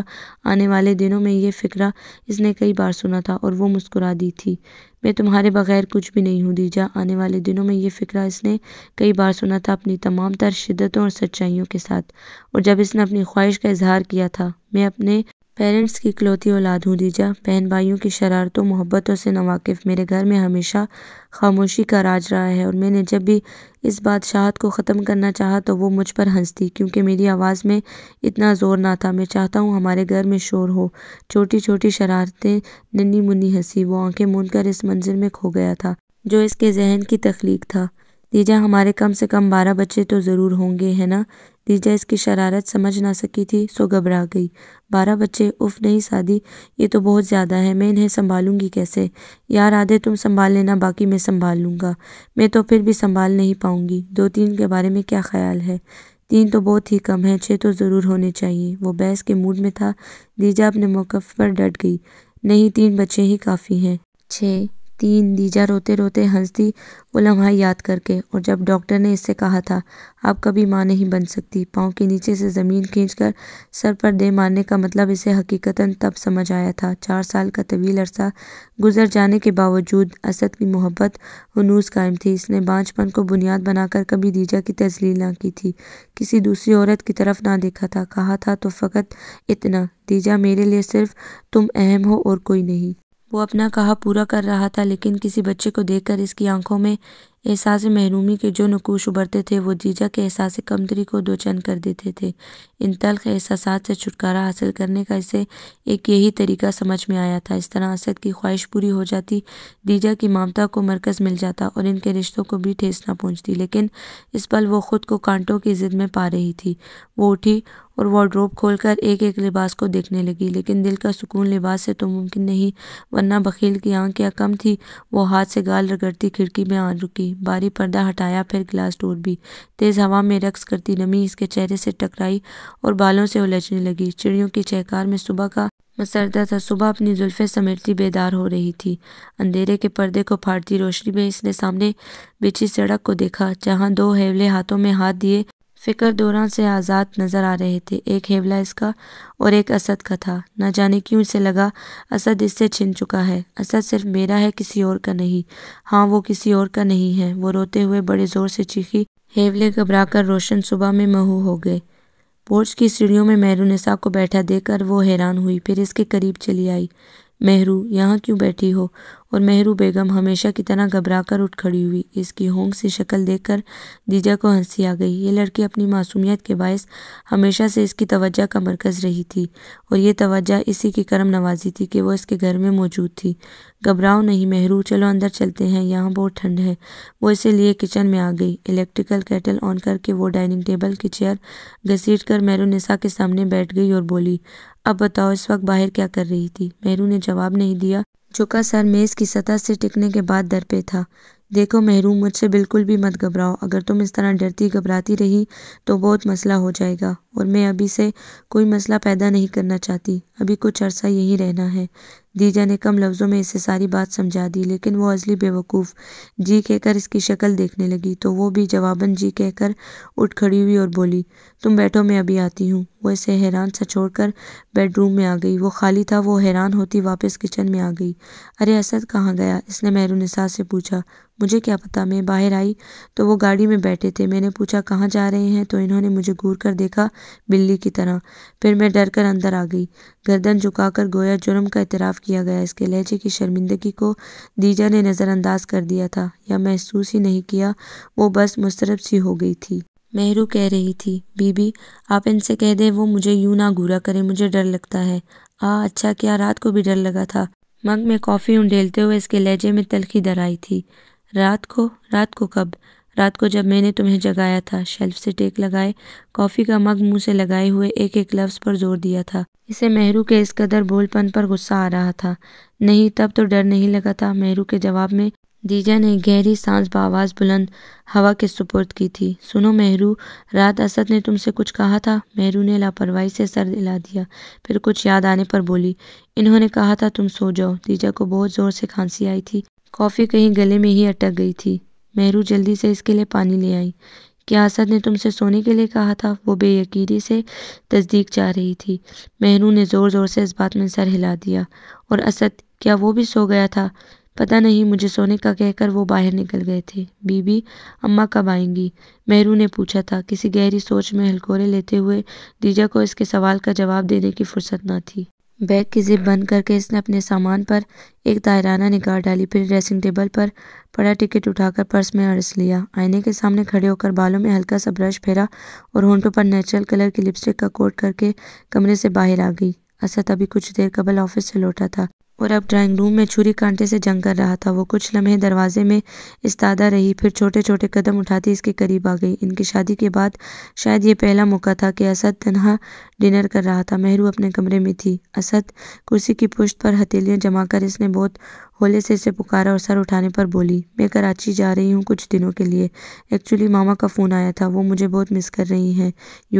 پاپا کی ڈیتھ کے بعد تو وہ بالکل ہی تنہا رہ گئی ہیں۔ وہ اسد کی نظروں سے خود کو پگھلتا ہوا محسوس کر رہی تھی، جن میں جھوٹ پکڑ لینے کی واضح تحریر رقم تھی۔ واپس کب آؤ گی؟ وہ پوچھ رہا تھا۔ جب ماما آنے دیں گی۔ Okay, take care of your self, اور آنٹی کو میرا سلام کہنا۔ اور پھر سے پلیٹ پر جھک گیا۔ اسد، تم مجھے ایئرپورٹ تک چھوڑ آؤ۔ وہ منتظر ہی رہی۔ اس کے خیال میں یہی فکرہ کچھ رد و بدل کے ساتھ اسد کو کہنا چاہیے تھا، لیکن اسد کی دلچسپی دیجا کی نسبت پلیٹ کی طرف زیادہ تھی۔ آئی ایم ویری سوری دیجا، آج میں بہت تھک چکا ہوں، تم پلیز ڈرائیور کے ساتھ چلی جاؤ۔ دیجا کی آنکھوں میں مرچی سی بھر گئی۔ وہ ناراض تھا اور کس قدر بے اعتنائی برت رہا تھا۔ دیجا نے اپنا ہاتھ اس کے مضبوط ہاتھ پر رکھ دیا۔ اپنا خیال رکھنا سادی۔ اس کے ہاتھ ہولے سے دبا کر وہ باہر نکل گئی تھی، اور کراچی پہنچنے سے پہلے اس نے اپنے سارے آنسو بہا دیے تھے، جہاں ماما اپنی باہیں وا کیے اسے پناہ دینے کے لیے تیار تھی۔ ساحل کے کنارے ایک بڑے سے پتھر پر بیٹھی وہ سمندر کی آتی جاتی شوریدہ سر لہروں کو دیکھ رہی تھی جو پتھروں کے قریب ڈھیر سارا جاگ چھوڑ کر واپس پلٹ جاتی تھی۔ اسد کا ہاتھ ہمیں اسی ساحل پر انہی لہروں میں اس نے بارہا اپنے پیر بھگوئے تھے۔ ایک ساحل پر نقش وفا رقم کیے تھے، گروندے بنائے تھے، سیپیاں چنی تھی، وفا کے ان گنت وعدے یقین کے شبنم کی مانند ہوا کے سپرد کیے تھے۔ وہ گیلی ریت پر قدم دھرنے لگی، شاید کوئی وعدہ، کوئی لہر، کوئی گروندا گزرے دنوں کی نشانی بن کر سامنے آ جائے، لیکن وہاں کچھ بھی تو نہ تھا۔ اس نے جھک کر پانی کو مٹھی میں قید کرنا چاہا اور ناکام ہو کر گھر لوٹ آئی۔ کوریڈور میں ماما نے اس سے فون ریسیو کرنے کے لیے کہا تھا۔ دعائیں شاید یوں ہی مستجاب ہوا کرتی ہیں۔ دوسری طرف سے آتی اسد کی آواز نے اندر لگی آگ پر چھینٹے ڈال دیے تھے۔ کیسی ہو دیا؟ وہ پوچھ رہا تھا۔ میں ٹھیک ہوں۔ اور میرے بارے میں نہیں پوچھو گی کہ کیسا ہوں، کس حال میں ہوں؟ دیجا کچھ نہیں بولی تھی۔ جب خاموشی دل کا حال کہہ دے تو لفظوں کی حاجت نہیں رہتی۔ اسد کے لہجے کا سوز اسے اپنے اندر بھی محسوس ہوا تھا۔ پلیز دیا واپس آ جاؤ، میں تمہیں بہت مس کر رہا ہوں۔ میں بھی تمہیں بہت مس کر رہی ہوں سادی، مگر واپس نہیں آ سکتی۔ مما واپس آنے نہیں دے رہی۔ ایک بار پھر اس نے جھوٹ کا دامن تھام کر اسد کو خاموش کروا دیا تھا، حالانکہ اسد کی بے تابی اسے مسرت سے نواز رہی تھی۔ پھر جب فون بند کر کے وہ اندر آئی تو ماما چائے تیار کر چکی تھی۔ چھوٹتے ہی پوچھنے لگی، کیا کہہ رہا تھا اسد؟ واپس بلا رہا ہے؟ وہ ہلکی پھلکی سی ہو گئی تھی۔ ہاں دیجا، میں بھی تم سے یہی کہنے والی تھی۔ اب تم واپس چلی جاؤ، میری بات کو غلط مت سمجھنا جانو، اور یوں بھی 3 ہفتے ہو چکے ہیں تم کو کراچی میں۔ اسد تنہا ہے، اسے تمہاری ضرورت ہوگی۔ ویسے بھی بیٹا، مرد کو کبھی اتنا عرصہ تنہا نہیں چھوڑنا چاہیے، وہ بہک جاتا ہے۔ ماما اسے سمجھا رہی تھی مگر وہ جھنجھلا گئی۔ پلیز ماما، اسد ایسا بالکل بھی نہیں ہے، اور ویسے بھی مہرو ہے تو اس کے پاس۔ بے دہانی میں وہ مہرو کا نام لے گئی تھی، حالانکہ سارے جہان کی طرح وہ ماما سے بھی یہ بات چھپانا چاہتی تھی۔ مہرو؟ مہرو کون؟ اماں وزیرہ کی بیٹی۔ اماں وزیرہ کی بیٹی؟ وہ خود کلامی کے سے انداز میں بولی، پھر ایک دم حیران ہوئی۔ لیکن وہ اسد کے پاس کیا کر رہی ہے؟ ایک بیوی اپنے شوہر کے پاس کیا کرتی ہے ماما؟ وہ الٹا ان سے پوچھ رہی تھی۔ دانستہ اطمینان کا دامن تھامے اس نے سب سچ بتا دینے کی ٹھانی تھی۔ وہ بیوی تو کیا اسد نے دوسری شادی کر لی ہے؟ نہیں ماما، بلکہ میں نے اس کی شادی کروا دی ہے۔ کیا؟ وہ گنگ سی رہ گئی تھی۔ اس کی بات سن کر انہیں اپنی بیٹی کی عقل پر شک ہو رہا تھا۔ او میرے خدایا، یہ تم کیا کر آئی ہو بے وقوف لڑکی؟ انہیں نے چند ثانیے توقف کیا، اور پھر نوکرانی کی بیٹی؟ تم نے غلطی کر دی ہے دیجا، بہت بڑی غلطی۔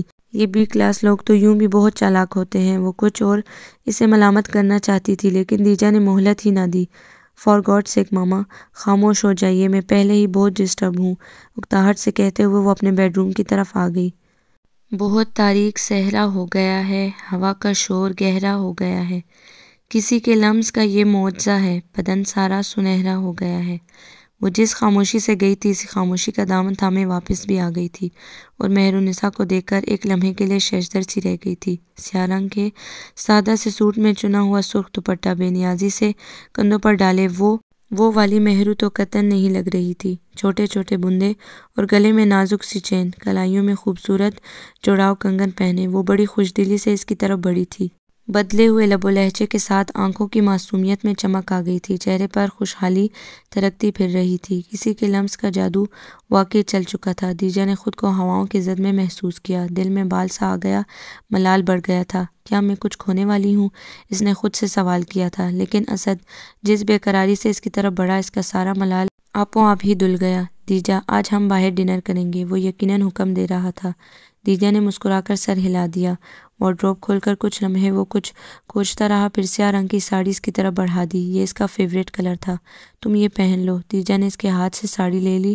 شاور اس نے کچھ دیر قبل لیا تھا، لہٰذا چینج کر کے اس نے لائٹ سا میک اپ کیا اور اسٹیپس میں کٹے ہوئے بالوں کو یوں ہی کھلا چھوڑ دیا۔ اچانک قدادم آئینے میں مہرو کا عکس ابھر آیا تھا، جس کی سیاہ چوٹی کمر سے نیچے تک جا رہی تھی۔ وہ ہاتھ میں برش پکڑے اپنے بالوں کو بھول کر اس کے بالوں کو تکنے لگی۔ کیا سوچ رہی ہو؟ اسد کی آواز نے اسے چونکایا تھا۔ وہ جیسے ہوش میں آ گئی تھی۔ ہاں کچھ بھی تو نہیں۔ اچھا یہ بتاؤ تم نے مجھے کتنا یاد کیا؟ وہ اس کے ہاتھ سے برش لے کر اس کے بالوں میں چلانے لگا، آنکھوں میں محبتوں کے جوڑ چلائے پوچھ رہا تھا۔ بہت بے حد زیادہ، وہ پوری سچائی سے کہہ رہی تھی۔ اسد مسکرا دیا، پر کچھ یاد آنے پر ڈریسنگ ٹیبل کے نچلے دراز سے ایک گفٹ پیک نکال کر اس کی طرف بڑھا دیا۔ دس از فار یو۔ وہ ایک ٹانگ کے سہارے ڈریسنگ ٹیبل پر بیٹھ گیا، یوں کہ کمر میں خم آ گیا۔ اس لمحے وہ بھی سیاہ شلوار سوٹ میں تھا۔ یہ کیا ہے؟ خود ہی دیکھ لو۔ تیجا نے باکس کھولا، آنکھوں کو خیرہ کرتا ڈائمنڈ نیکلس تھا۔ یہ بہت خوبصورت ہے سعدی، وہ اسے دیکھے گئی۔ بالکل میری زندگی کی طرح، بہت ہولے سے شہادت کی انگلی سے اس کی ٹھوڑی کو چھوتے ہوئے اسد نے کہا تھا، اور اس کے ہاتھ سے نیکلس لے کر اس کے پیچھے آن رکا۔ اب چلیں؟ نیکلس کا لاک بند کر کے اس نے پوچھا تھا۔ اس نے اس بات میں سر ہلایا اور اسد کے بازو میں ہاتھ ڈال کر باہر کی طرف قدم بڑھا دیے۔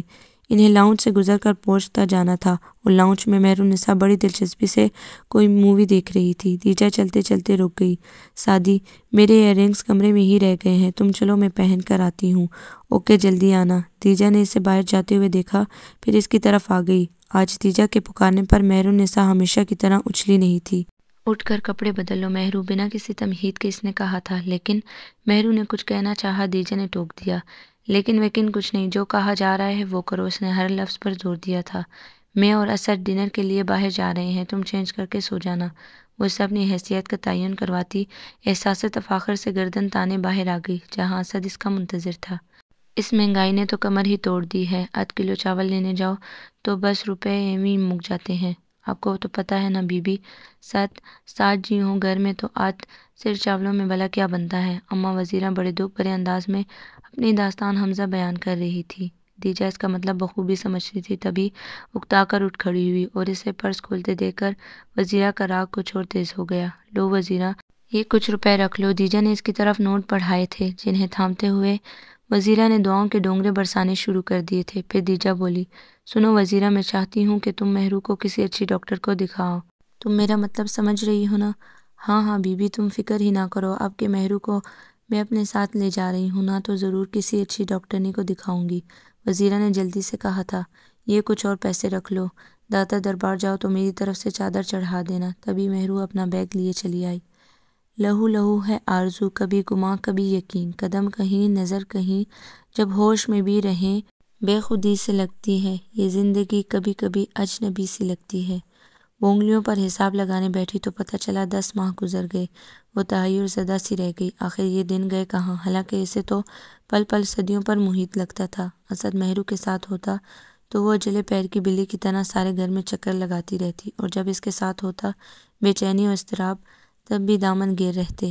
آنکھیں ہر وقت بوجھل رہنے لگی تھی، سیاہ دائرے بڑھتے جا رہے تھے۔ وہ کچھ عرصہ پہلے والی تیجا اسد گیلانی تو قطعاً نہ رہی تھی، جو بے انتہا نفاست پسند تھی، جسے لباس پر بڑی شکنیں اچھی نہیں لگتی تھی، جسے بال بکھرائے رکھنا پسند نہ تھا، جو پرفیومز اور جیولری کی شیدائی تھی۔ ہر لمحہ فارغ رہنے کے باوجود وہ ان باتوں کی طرف دھیان ہی نہ دے پائی تھی۔ ذہن ان دونوں کی طرف سے ہٹتا تو کہیں اور جاتا، نیند بھی روٹ گئی، اور جب خود سے جنگ کرتے کرتے تھک جاتی تو نیند کی کئی گولیاں پھونک لیتی، اور جس خبر کی وہ منتظر تھی، جس کے لیے ہجر کا دامن تھامے ہوئے تھی، وہ خبر مل ہی نہیں رہی تھی۔ تب وہ اماں وزیرہ کے سر ہو گئی۔ آخر تم کیا کرتی پھر رہی ہو وزیرہ؟ آخر کیوں نہیں لے کر جاتی مہرو کو کسی اچھے ڈاکٹر کے پاس؟ کیوں دیر ہو رہی ہے اتنی؟ مارے غیظ کے اسے اپنی آواز اجنبی لگ رہی تھی، وہ یوں وزیرہ پر برس رہی تھی گویا وزیرہ دیر ہونے کی ذمہ دار ہو۔ میں اسے لے گئی تھی بی بی، مگر وزیرہ منمنائی۔ یہ کارڈ رکھو اپنے پاس۔ اس نے وزٹنگ کارڈ وزیرہ کی گود میں پھینک دیا۔ اس پتے پر چلی جانا، میری سہیلی کا پرائیویٹ کلینک ہے، تم مہرو کو یہاں لے جاؤ، میں نے اسے فون کر دیا ہے، وہ بے ربط سا بول رہی تھی۔ اور ہاں، ڈاکٹر زبیرہ کو صرف یہ بتانا کہ مہرو تمہاری بیٹی ہے، اس کے علاوہ اور کچھ بھی نہیں۔ اس کا زور تمہاری پر تھا، اور وزیرہ سمجھدار تو تھی ہی۔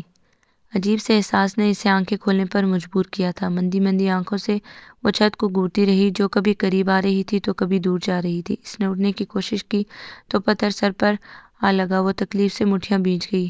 4 پلس لینے کے باوجود نیند آنکھوں سے کونوں میں اٹکی ہوئی تھی، غنودگی کی ہلکی سی دھند چہرے پر پھیلی ہوئی تھی۔ وہ بڑی مشقت سے اٹھی، گول گول گھومتے سر کو سنبھالتی وہ نیچے لاؤنج میں آ گئی تھی۔ دفتن ایک آواز ہوا کے دوش پر اس کی سماعت سے ٹکرائی تھی، اور اس آواز کو تو وہ لاکھوں میں پہچان سکتی تھی۔ مہر مہر، وہ پکار رہا تھا۔ مہر؟ یہ مہر کون ہے؟ اوہ، تو وہ اب مہر ہو گئی ہے۔ نفرت کا شدید ترین احساس رگوں میں اترنے لگا تھا۔ وہ بڑی مشکل سے قدم اٹھاتی کچن تک آئی تھی۔ یہ کیا ہے مہر؟ روٹی، مہرو کی من اسے سنائی دی تھی۔ جواباً ہر طرف خاموشی چھا گئی، اور جب وہ بولا تو اس کی آواز میں تبسم کی رمق تھی۔ مجھے تو آسٹریلیا کا نقشہ لگ رہا ہے، شریر سا انداز تھا۔ بند ہوتی آنکھوں سے تیجا نے ان کے دھندلے وجود کھوجنا چاہے تھے۔ ٹانگوں سے جان نکلتی ہوئی محسوس ہو رہی تھی، انگلیوں میں جیسے لوہے کی سلاخیں آن ٹھہری تھی۔ دیوار کو تھامنا چاہا تو ہاتھ پھسلتا چلا گیا، ٹانگوں نے بوجھ سہارنے سے انکار کیا۔ تو وہ نیچے بیٹھتی چلی گئی۔ وہ خود کو خلا میں ہچکولے کھاتی محسوس کر رہی تھی۔ اسد کو پکارنا چاہا تو آواز کہیں اندر ہی اٹک گئی۔ اٹھتی گرتی پلکوں تلے سیاہ دائرے بننے لگے۔ اسے خبر ہی نہ ہوئی کب اس نے ٹھنڈے فرش پر سر رکھا اور دنیا و مافیہت سے بیگانی ہو گئی۔ اسد بہت تیزی سے اس کی طرف آیا تھا۔ کندھے پر ہاتھ رکھ کر اسے متوجہ کرنا چاہا تو ایسا لگا ہاتھ استری کو چھو گیا۔ برف جیسے فرش پر بے سدھ پڑی وہ بے طرح گرم ہو رہی تھی۔ اسد نے مضطرب و بے چین سا ہو کر اسے باہوں کا سہارا دے کر کھڑا کیا۔ چلو دیجا اندر چلتے ہیں، پرسوچ انداز میں کہتے ہوئے اس نے اپنی آواز کی گرفت مضبوط کر دی تھی اور وہ شاید آنکھیں کھلی ہونے کے باوجود ہوش میں نہ تھی، تبھی اسے بے انتہا اجنبیت سے دیکھتی رہی تھی۔ دیا، آر یو آل رائٹ؟ ہاں، فقط تب ہی اس کے لبوں پر مسکان جاگی تھی، عجیب سی مسکان، نشے کے سمندر میں ہلکورے لیتا تبسم۔ اسد کی نگاہوں میں اپنی زندگی کے لیے ترجم سمٹ آیا تھا، لیکن تب تک محترمہ زندگی عجب بے خودی کے عالم میں اس کے کشادہ سینے پر سر رکھ کر ایک بار پھر کھو چکی تھی۔ اس نے پوری گردن موڑ کر پیچھے کھڑی مہرالنساء کو دیکھا جو اس کے ساتھ ڈنر کرنے کی خواہشمند تھی۔ نظریں ملنے پر وہ اعتماد سے اسے دیکھتی رہی تھی، کسی بھی ناگواری کے بغیر۔ آپ انہیں بیڈ روم میں لے جائیں، یہ یقیناً سونا چاہتی ہیں۔ اسد نے بہت متشکرانہ نگاہوں سے اس چھوٹی سی لڑکی کو دیکھا تھا جو عمر کی بہت سی سیڑھیاں عبور نہ کرنے کے باوجود شعور کے لاتعداد زینے پھلانگ چکی تھی۔ شکریہ، بہت بہت شکریہ مہرالنساء، اس نے بہت دھیمے لہجے میں کہا تھا۔ مہرالنساء مسکرا کر برتن سمیٹنے لگی اور وہ دیجا کو لیے بیڈ روم میں آ گیا۔ اس نے دیجا کو بہت احتیاط سے بستر پر لٹا دیا، کچھ دیر اس کے قریب بیٹھا وہ اسے دیکھتا رہا جو کچھ ہی عرصے میں صدیوں کی بیمار نظر آنے لگی تھی۔ گندمی رنگت میں بے انتہا زردیاں گل گئی تھیں۔ اس کی پیشانی سے بال ہٹا کر اسے ہونٹوں سے چھوتے ہوئے وہ اٹھ کھڑا ہوا تھا۔ مڑتے ہوئے اس نے ایک قدم بھی نہ بڑھایا تھا کہ ہاتھ کی نازک سی گرفت میں آ گیا۔ دیجا کئی جگہوں کا خمار آنکھوں میں لیے اسے تک رہی تھی۔ آج یہیں رک جاؤ اسد، پلیز، یہیں میرے پاس رک جاؤ۔ اس کے لہجے میں التجا تھی، ایسی التجا جو غیروں سے کی جاتی ہے، ایسا دھڑکتا ہوا انداز جس میں گزارش کے رد کیے جانے کا خطرہ ہو۔ اسد اس کا ہاتھ مضبوطی سے تھام کر دوبارہ بیٹھ گیا۔ میں تمہارے پاس ہی ہوں دیا، بس لائٹ آف کرنے جا رہا تھا۔ نہیں، آج لائٹ آن ہی رہنے دو، آج ہم بہت ساری باتیں کریں گے، بہت ڈھیر ساری۔ ہاں بالکل ٹھیک، اسد بہت بھرپور انداز میں مسکرایا تھا۔ دیجا نے اس کا ہاتھ تھام کر سینے سے لگا لیا تھا اور سر اس کے گھٹنے پر رکھ دیا تھا، گویا بھاگ جانے کے راستے مسدود کیے تھے، اور اس کے گھٹنے پر سر رکھے وہ ایک سے دوسرا فقرہ بھی مکمل نہیں کر پائی تھی۔ اسد کی انگلیوں کی نرماہٹ اسے نیند کے سمندر میں دھکا دے گئی تھی۔ یہ جو رے کی دشت فراق ہے، یہ رکے اگر تو نشاں ملیں، یہ نشاں ملے کہ جو فاصلوں کی سلیب ہے، یہ گڑی ہوئی ہے کہاں کہاں، میرے آسمان سے کدھر گئی تیرے التفات کی کہکشاں، میرے بے خبر میرے بے نشاں، یہ رکے اگر تو پتہ چلے، میں تھا کس نگر تو رہا کہاں، کہ زمان و مکان کی یہ وسعتیں تجھے دیکھنے کو ترس گئیں، وہ میرے نصیب کی بارشیں کسی اور چھت پر برس گئیں۔ اپنے نصیب کی بارشوں کو اپنی چھت تک محدود کرنے کے لیے اس نے جو صحیح کی تھی وہ بلا شبہ رائگاں جا رہی تھی، اور حسد و جلن کی بیلیں دل کی گلستان میں اپنی جڑیں مضبوط تر کرتی جا رہی تھیں۔ مہرو سے بات کرنا تو درکنار، کبھی کبھی اس کی صورت دیکھنے کو بھی دل نہ چاہتا تھا۔ اول تو وہ اپنے کمرے سے باہر ہی نہیں نکلتی تھی، پھر جب ملکیت کا احساس غالب ہونے لگتا تو شان سے باہر آ جاتی۔ مہرو مخاطب کرنے کی کوشش کرتی تو ہاں کر کے خاموش ہو جاتی، یا کسی کام میں الجھ کر دانستہ مصروف ہو جاتی یا ظاہر کرتی۔ بہت غیر محسوس انداز میں مہرو کے سامنے اسد پر اپنا حق جتاتے ہوئے اس سے مزہ آنے لگا تھا۔ مہرو کے چہرے پر پھیلتے تاثرات اس کے اندر تک تسکین کی کرنیں اتار دیتے، اسے ویسا ہی سکون ملتا جیسا برسوں سے پیاسی زمین کو رم جم برستی بارش پہنچاتی ہے۔ سخت گرمی میں بھی شہر دل کے چوراہے میں برف باری ہونے لگتی۔ مہرو اس کے رقیب بنتی جا رہی تھی، اور اس رقیب سے چھٹکارا حاصل کرنے کا ایک یہی طریقہ تھا کہ جس مقصد کے لیے اسے لایا گیا تھا وہ پورا ہو جائے، اور جس کے آثار اسے فی الحال دور دور تک نظر نہیں آ رہے تھے۔ تبھی ایک بار پھر اس نے اماں وزیرہ کو بلا بھیجا، کیونکہ مہرو کے منتھلی چیک اپ کی ذمہ داری اسی پر تھی۔ وہی اسے ڈاکٹر کے پاس لے جاتی تھی، کیونکہ اس راز سے چند لوگ ہی واقف تھے، اور پتہ نہیں کیوں اماں وزیرہ آنے کا نام ہی نہ لے رہی تھی۔ تبھی اچانک مہرو کی بہن چلی آئی، زہرہ سے چھوٹی، ہو بہو مہرالنساء کی فوٹو کاپی۔ وہ مہرو سے ملنے آئی تھی جو واش روم میں تھی۔ دیجا بلا ارادہ ہی سے باتیں کرنے لگی۔ نام کیا ہے؟ شبانہ۔ کون سے شہر سے آئی ہو؟ گوجرانوالا۔ میاں کیا کرتا ہے تمہارا؟ پتہ نہیں۔ کیا مطلب؟ 4 ماہ پہلے جب میں لاہور آئی تھی تو ورک شاپ میں کام کرتا تھا، اب خدا جانے میں تمہارا مطلب نہیں سمجھی، کیا تم 4 مہینوں سے اپنے گھر نہیں گئی؟ اس کی دلچسپی یوں ہی بڑھ گئی تھی۔ شبانہ کچھ لمحے سے خالی خالی نظروں سے دیکھتی رہی اور بولی، طلاق دے دی اس نے مجھے 4 مہینے پہلے۔ اوہ، کیوں دی اس نے تمہیں طلاق؟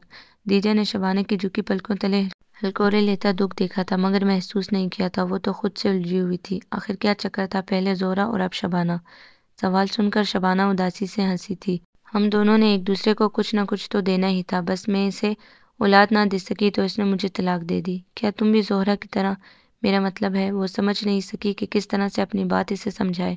پھر اس نے شبانہ کو دیکھا جو اس بات میں سر ہلا رہی تھی۔ دیجا الجھ گئی، اسے رہ رہ کر مہرو کا خیال آ رہا تھا۔ میں نے اماں سے کہا تھا میری شادی کسی بچوں والے سے کر دے، مگر وہ نہیں مانی، خالہ کے بیٹے سے کر دی میری شادی۔ اب جی آپ خود بتاؤ، مرد بچے کے لیے ہی تو شادی کرتا ہے نا، اور مجھے پتا تھا کہ میرے بچے نہیں ہوں گے، میری کوکھ بھی خالی رہے گی۔ یہ تمہیں کیسے پتا چلا؟ دیجا نے تیزی سے پوچھا تھا۔ پتا تھا جی، سب پتا ہے، میری ماں کو میرے دادا کی بد دعا لگی تھی جی، میری ماں نے اس کے ہاتھ سے روٹی چھینی تھی، پھر وہ مر گیا، پر جاتے جاتے جھولی پھیلا کر میری ماں کو بد دعا دے گیا، تبھی اللہ نے اماں کو بیٹا نہیں دیا، اور اب ماں کا کرنا ہم بہنیں بھگت رہی ہیں۔ یہ سب ڈھکوسلے ہیں شبانہ، دعائیں اور بد دعائیں کسی کی قیمت بنا یا بگاڑ نہیں سکتی۔ نہ جی، یوں نہ کہیں، دعائیں اور بد دعائیں تو وہ کام کرتی ہیں جو بندہ سوچ بھی نہیں سکتا۔ میں نہیں مانتی اس فلسفے کو، بہرحال تم بیٹھو، مہرو آتی ہی ہوگی۔ وہ اٹھی اور لان میں آ گئی۔ اس نیز پر سوچتے ہوئے یکلخت اس کے ذہن میں گھنٹی سی بجی اور بجتی چلی گئی۔ وہ بددعاؤں کی کارستانی سے منحرف تھی، مگر نہ جانے کیوں دل میں ایک شک سا سر ابھارنے لگا۔ مہرو کا مکمل چیک اپ کروانے کے 3 دن بعد وہ ڈاکٹر کے روبرو تھی۔ ڈاکٹر نے پیشہ ورانہ سے انداز میں رپورٹس کا جائزہ لیا، پھر سامنے ٹیبل پر رکھ کر پشت بیک سے ٹکا کر اسے دیکھنے لگی۔ اس کی رولنگ چیئر کے ساتھ ساتھ دیجا کی دھڑکنیں رول کر رہی تھیں۔ خطرے کا احساس کہیں اندر بڑھتا ہی جا رہا تھا۔ بے تابی نے اسے ہاتھ مسلنے پر مجبور کر دیا تھا۔ ایکسکیوز می ڈاکٹر، آپ مجھے بتا کیوں نہیں رہی ہیں؟ آخر کیا پرابلم ہے مہرالنساء کے ساتھ؟ کیوں اتنی دیر ہو رہی ہے؟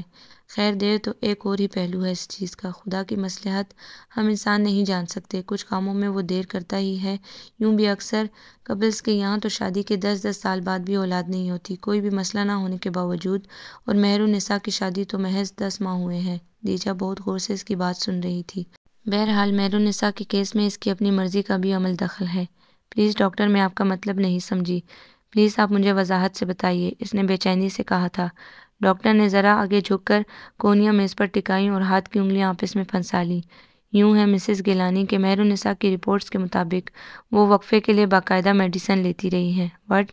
دیجا ہونگ سی شکل لیے ڈاکٹر کو تکی گئی، جو ایک کے بعد ایک بم بلاسٹ کر رہی تھی۔ جی ہاں، آپ کہہ رہی ہیں کہ مہرالنساء جلد اولاد کی خواہش مند ہے، لیکن میرا خیال اس کے برعکس ہے۔ ذرا خود سوچئے، اگر وہ جلد ہی بیبی پیدا کرنا چاہتی ہے تو اتنا ریگولر میڈیسنز کیوں استعمال کر رہی ہے؟ انفیکٹ تقریباً 3 مہینے بیشتر اس کا ابارشن بھی ہو چکا ہے۔ اب آپ خود زیادہ عقل مند ہیں، سمجھ سکتی ہیں کہ اتنا بڑا کام عورت کی مرضی کے بغیر تو نہیں ہو سکتا نا۔ دیجا نے اپنا سر ہاتھوں میں گرا لیا۔ او میرے خدایا، آخر یہ ہو کیا رہا ہے؟ کون سی گتھی ہے جو سلجھنے میں ہی نہیں آ رہی؟ مہرو اس قدر چالاک نکلے گی میں کبھی سوچ بھی نہیں سکتی تھی۔ میں نے اس کی معصومیت سے متاثر ہو کر اس کا انتخاب کیا تھا، اور وہ معصومیت کے پردے میں کس قدر خباثت لیے ہوئے ہے۔ کیا اسد کو مجھ سے چھیننے کی کوئی سازش، کوئی طریقہ؟ اگر 2 راستوں پر آپ بیک وقت گامزن ہوں تو لاشعوری طور پر ایک سے توجہ ہٹ جاتی ہے۔ اس کے ساتھ بھی یہی ہوا تھا۔ سامنے سے آتا ٹرک اسے تب نظر آ رہا تھا جب وہ اس کے سر پر پہنچ گیا تھا۔ وہ سر جھکائے بیٹھی تھی، آنکھوں میں ایک سیلاب تھا جو پلکوں کی باڑ کود کر گود میں رکھے ہاتھوں کو نم کر رہا تھا۔ اس نے پلکوں کی بوجھل چادر سی اٹھائی اور فوراً ہی جھکا لیا۔ سامنے والے صوفے کی پشت پر دونوں ہتھیلیوں سے بوجھ ڈالے دیجا کسی قدر جھکی ہوئی تھی۔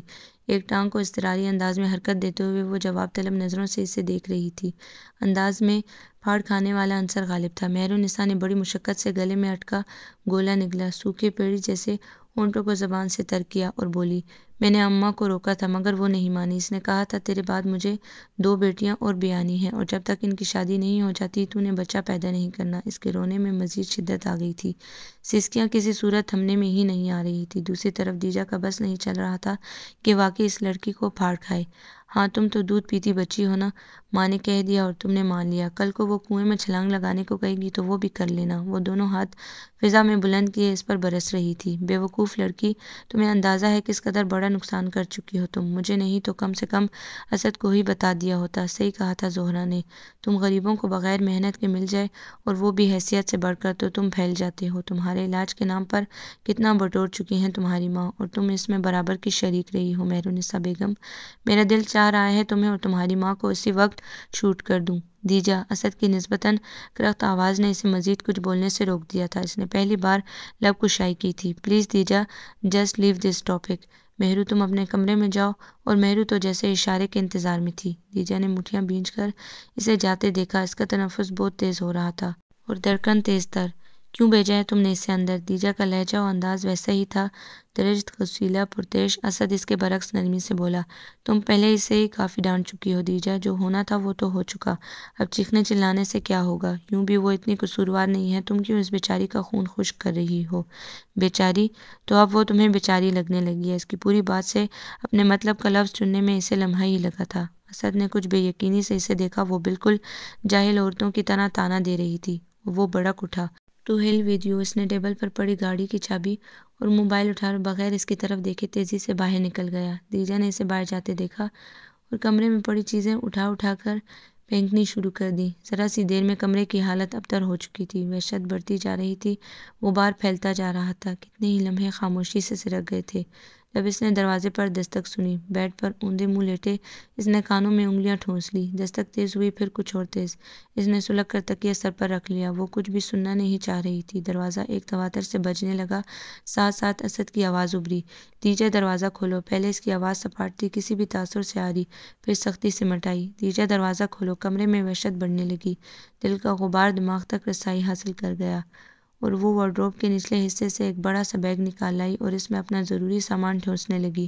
دروازہ ایک بار پھر پوری قوت سے پیٹا گیا تھا۔ دیجا، اب تم نے دروازہ نہ کھولا تو میں دروازہ توڑ دوں گا۔ اسد کی چنگاڑ اس تک پہنچی تھی۔ اس نے بڑھ کر لاک کھول دیا اور واپس پلٹ آئی۔ اسد بہت غصے میں اندر داخل ہوا تھا۔ وہ بہت کول مائنڈڈ بندہ تھا، مگر اس لمحے غصے میں کھول رہا تھا۔ کمرے کی تربتر حالت دیکھ کر غصہ کس قدر تہین میں بدل گیا۔ یہ سب کیا ہوا ہے اور یہ تم کیا کر رہی ہو؟ دیجا نے کوئی بھی جواب دینے سے گریز کیا۔ آخر تم جواب کیوں نہیں دے رہی؟ کیا کر رہی ہو تم؟ دیجا کی طویل چپ اسے چڑھا رہی تھی اور وہ اپنی چڑچڑاہٹ کو غصے میں چھپا رہا تھا۔ پیکنگ کر رہی ہوں، دیجا نے ہر لفظ پر زور دیتے ہوئے اطلاع بہم پہنچائی تھی۔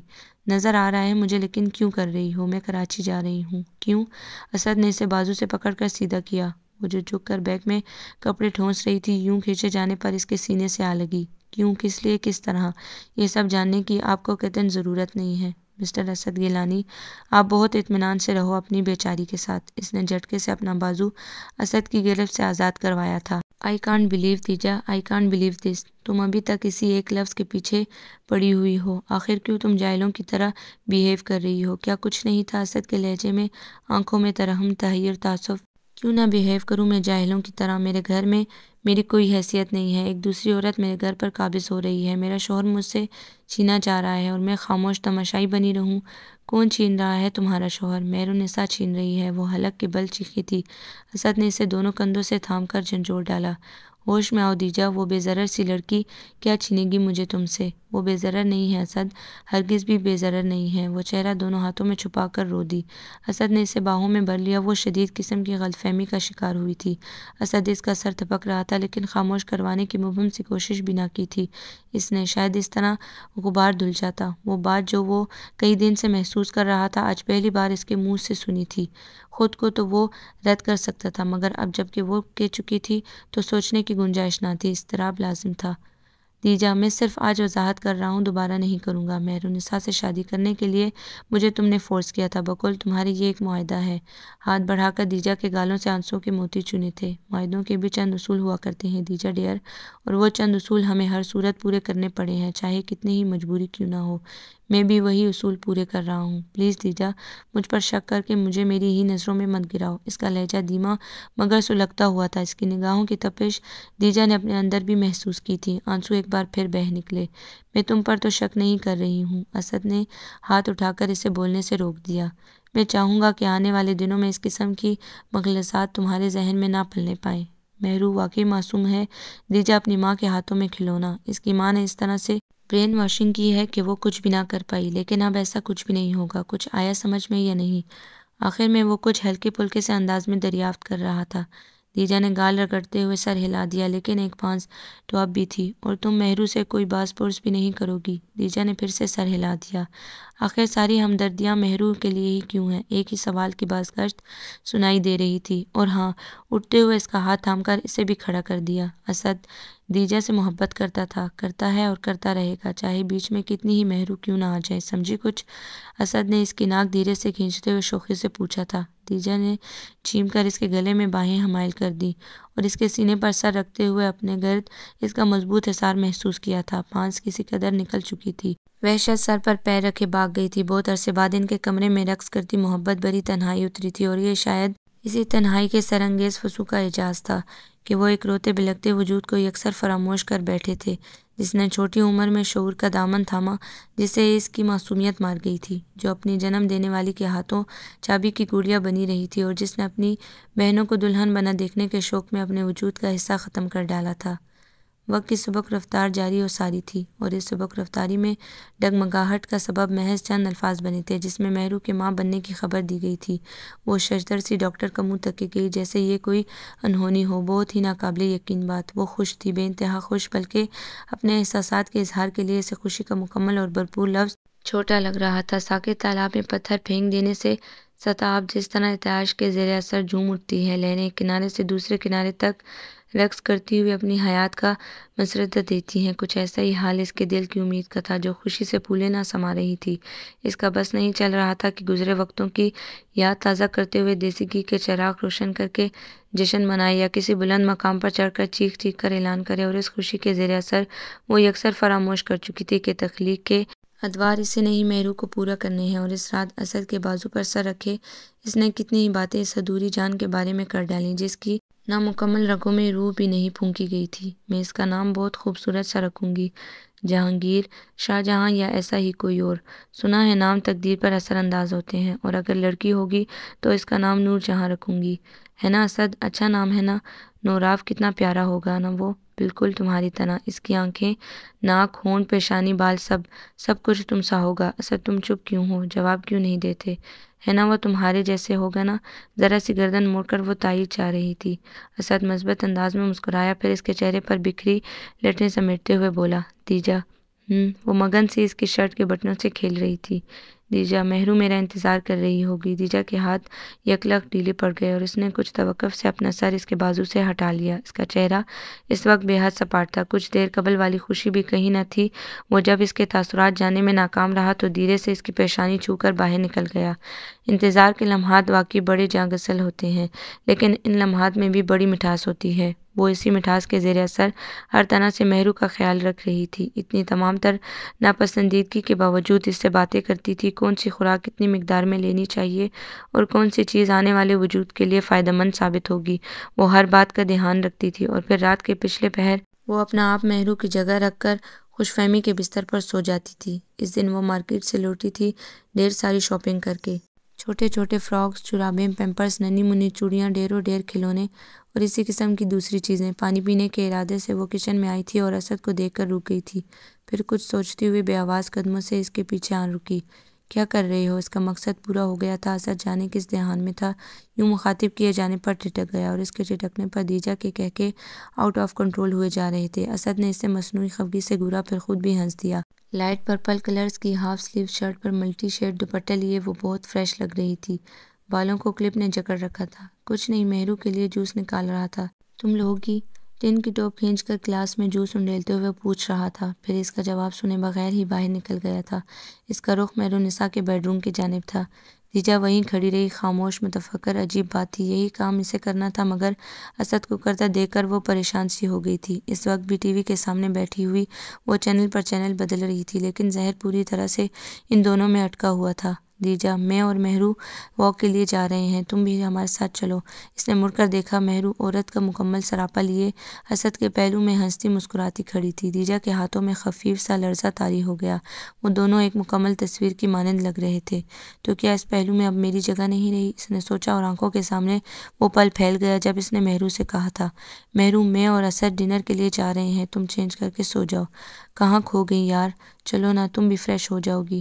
صوفے کی بیگ پر رکھا ہاتھ کھینچتے ہوئے اسد نے کہا تھا۔ وہ رخ موڑ گئی۔ نہیں سعدی، میرا موڈ نہیں ہے، تم لوگ جاؤ۔ اس کا دل چاہا کہ کاش اسد اصرار کرے، مگر وہ اوکے جیسی تمہاری مرضی کہہ کر چلا گیا تھا۔ ننھے فرشتے کے آنے میں کچھ دن ہی باقی رہ گئے تھے اور وہ اسد کے ساتھ شاپنگ پر جانا چاہتی تھی، مگر اسد کے پاس ٹائم نہ تھا اور اب مہرو کے لیے مصروفیات میں سے کیسے لمحے کشید کیے جا رہے تھے۔ دیجا کے دل میں ایک بار پھر حسرت اور شک کی انی سی اترتی چلی گئی۔ گماں ہے بے ثباتی کا یقین بن بن کے ہر لمحے، بڑی شدت سے میری ذہن کا دامن ہلاتا ہے، یہی باور کراتا ہے کہ حرف و لفظ کا جتنا اثاثہ تھا فنا کی سرحدوں پر ہے۔ سخن سچائی کا سارا تفاخر ٹوٹنے کو ہے، محبت روٹھنے کو ہے۔ اسد مہرو کو اس کی ماں سے ملوانے لے گیا تھا اور وہ ایک بار پھر اپنی تنہائی پر ماتم کنا تھی۔ ایک چبھن تھی جو خون کے ساتھ ساتھ سارے بدن میں گردش کرتی پھر رہی تھی، اضطراب تھا جو روح کو گھائل کیے دے رہا تھا۔ پتہ نہیں کیوں آج وہ پہلی بار اپنے کیے پر پشیمان ہوتے ہوئے اسد کی وفائیں خود کو باور کروا رہی تھی۔ حسد ہر چیز پر باری ہوتا ہے۔ مرد جب حسد کرتا ہے تو عورت کو مقید کر لیتا ہے، اور جب عورت حسد کرتی ہے تو مرد کو مقید کرنے کی آرزو میں خود کو رول دیتی ہے۔ جنون کی آخری حدوں کو چھوتے ہوئے ہر وہ کام کر گزرتی ہے جو گناہ کے زمرے میں آتا ہے۔ مہرو سے کوئی بھی رشتہ نہ ہونے کے باوجود بہت سے رشتے انہیں جکڑے ہوئے تھے۔ پہلا رشتہ وہ تھا جسے زمانہ سکن کے نام سے جانتا ہے، اور یہی رشتہ باقی سب کی بنیاد تھا۔ دوسرا رشتہ یہ تھا کہ وہ اس کے شوہر کی اولاد کو جنم دینے والی تھی۔ یہ رشتہ یوں اہم تھا کہ وہ اس کے شوہر کے بچے کی ماں بننے والی تھی۔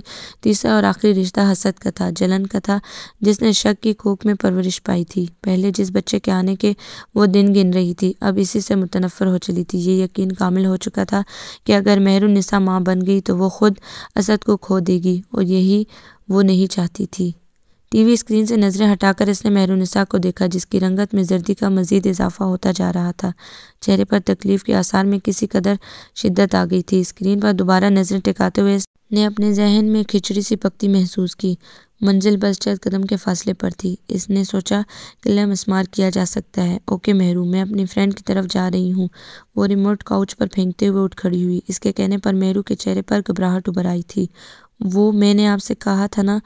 کیا کہا تھا بھائی؟ وہ جانتی تھی، مگر یوں بن گئی گو کچھ خبر ہی نہ ہو۔ مجھے کچھ درد ہو رہا ہے، شاید آپ آج مت جائیں، شاید ہاسپٹل جانا پڑے۔ شاید نہیں، یقیناً جانا پڑے گا مہرو بی بی، اس نے سوچا، جبکہ مہرو کہہ رہی تھی، ڈاکٹر کی دی ہوئی تاریخ سے تو 2 روز پہلے ہی اوپر ہو چکے ہیں۔ آپ سمجھ رہی ہیں نا؟ مہرو کی آواز میں تکلیف تھی، الجھن تھی، شاید وہ اپنی کیفیت سمجھ ہی نہ پا رہی تھی۔ میرا جانا بہت ضروری ہے مہرو، دیبا میرا انتظار کر رہی ہوگی۔ اس نے اپنی فرینڈ کا نام لیا تھا، پھر مہرو کی نگاہوں میں التجا دیکھ کر بولی، میرا جانا بہت ضروری ہے ورنہ دیبا ناراض ہو جائے گی۔ لیکن تم؟ اچھا میں فاسٹ ڈرائیو کرتی ہوں، جاؤں گی اور اس سے تمہاری بابت بتا کر واپس آ جاؤں گی۔ اب تو خوش ہو جاؤ۔ بکری ڈہ چکی تھی اور وہ چھری کو مزید تیز کر رہی تھی۔ مہرو کے اس بات میں سر ہلانے پر وہ بھرپور انداز میں مسکرائی اور مہرو کا گال تھپتھپا کر باہر آ گئی۔ پورچ کی طرف جانے سے پہلے وہ انٹرنس کا دروازہ لاک کرنا نہیں بھولی تھی۔ اب وہ سڑکیں ناپنے کے لیے تیار تھی، اور اس دوران اسے ایک بار بھی ننھے نوارت کا خیال نہیں آیا تھا۔ وہ مجھے مار ڈالے گی، وہ مجھے مار ڈالے گی۔ آپریشن تھیٹر کے سامنے والی دیوار سے ٹیک لگائے وہ ایک ہی فکرے کی بازگشت سن رہا تھا۔ نظریں دروازے کے عین اوپر لگی سرخ بتی پر ٹکی تھی، جس کا جلنا بجھنا بھرپور خطرے کو ظاہر کر رہا تھا۔ اسی قسم کی لال شعاعیں ایک تواتر سے اس کی آنکھوں میں پھیلتی جا رہی تھی۔ سینے پر بازو لپیٹے وہ اپنے دل میں ایک شور محسوس کر رہا تھا۔ کوریڈور میں آتے جاتے لوگوں کو وہ نہیں دیکھ رہا تھا، ہاں وہ فقط ایک نظر اسے دیکھنا چاہتا تھا، جو اس کی نسل کو آگے بڑھنے کے لیے جدوجہد کر رہی تھی، موت کو مات دینے کی صحیح کر رہی تھی، جسے آج تک اس نے نظر بھر کر محض اس لیے نہیں دیکھا تھا کہ مبادا دیجا سے بے وفائی کا مرتکب ٹھہرے۔ یہ حقیقت تھی کہ اسے دیجا سے بے انتہا محبت تھی، اور اسے محبت کی تفعیل وہ بیک وقت 2 کشتیوں میں سوار ہوا تھا۔ وہ گھبراہٹ تھی جو اس سے گھر کھینچ لائی تھی۔ گیٹ ان لاکڈ تھا اور انٹرنس ڈور لاکڈ تھا۔ اسے کچھ حیرت سی ہوئی تھی اور پہلا دھیان مہرو کی طرف ہی گیا تھا۔ اسے معلوم تھا ڈیلیوری کسی بھی وقت متوقع تھی۔ ڈاکٹر نے اس مہینے کی 12 تاریخ دی تھی اور آج تو 14 تاریخ ہو چکی تھی۔ وہ لیدر گڈس کا کام شروع کرنے والا تھا اور لوکیشن کے انتخاب اور خرید کے سلسلے میں جن لوگوں سے بات ہوئی تھی انہیں آج ہی انگلینڈ فلائی کرنا تھا، لہٰذا ان سے بھی ملنا ضروری تھا۔ اور اس کے بعد ایک امپورٹنٹ میٹنگ تھی۔ اسی دوران کچھ ایسا ہوا کہ اس کا دل غیر معمولی انداز میں دھڑکنے لگا تھا۔ پہلے تو وہ ٹالتا رہا، پھر گھر کا نمبر ملایا، دوسری طرف سے مسلسل انگیج ٹون آ رہی تھی۔ اب آفس میں بیٹھے رہنے کا سوال ہی پیدا نہ ہوتا تھا۔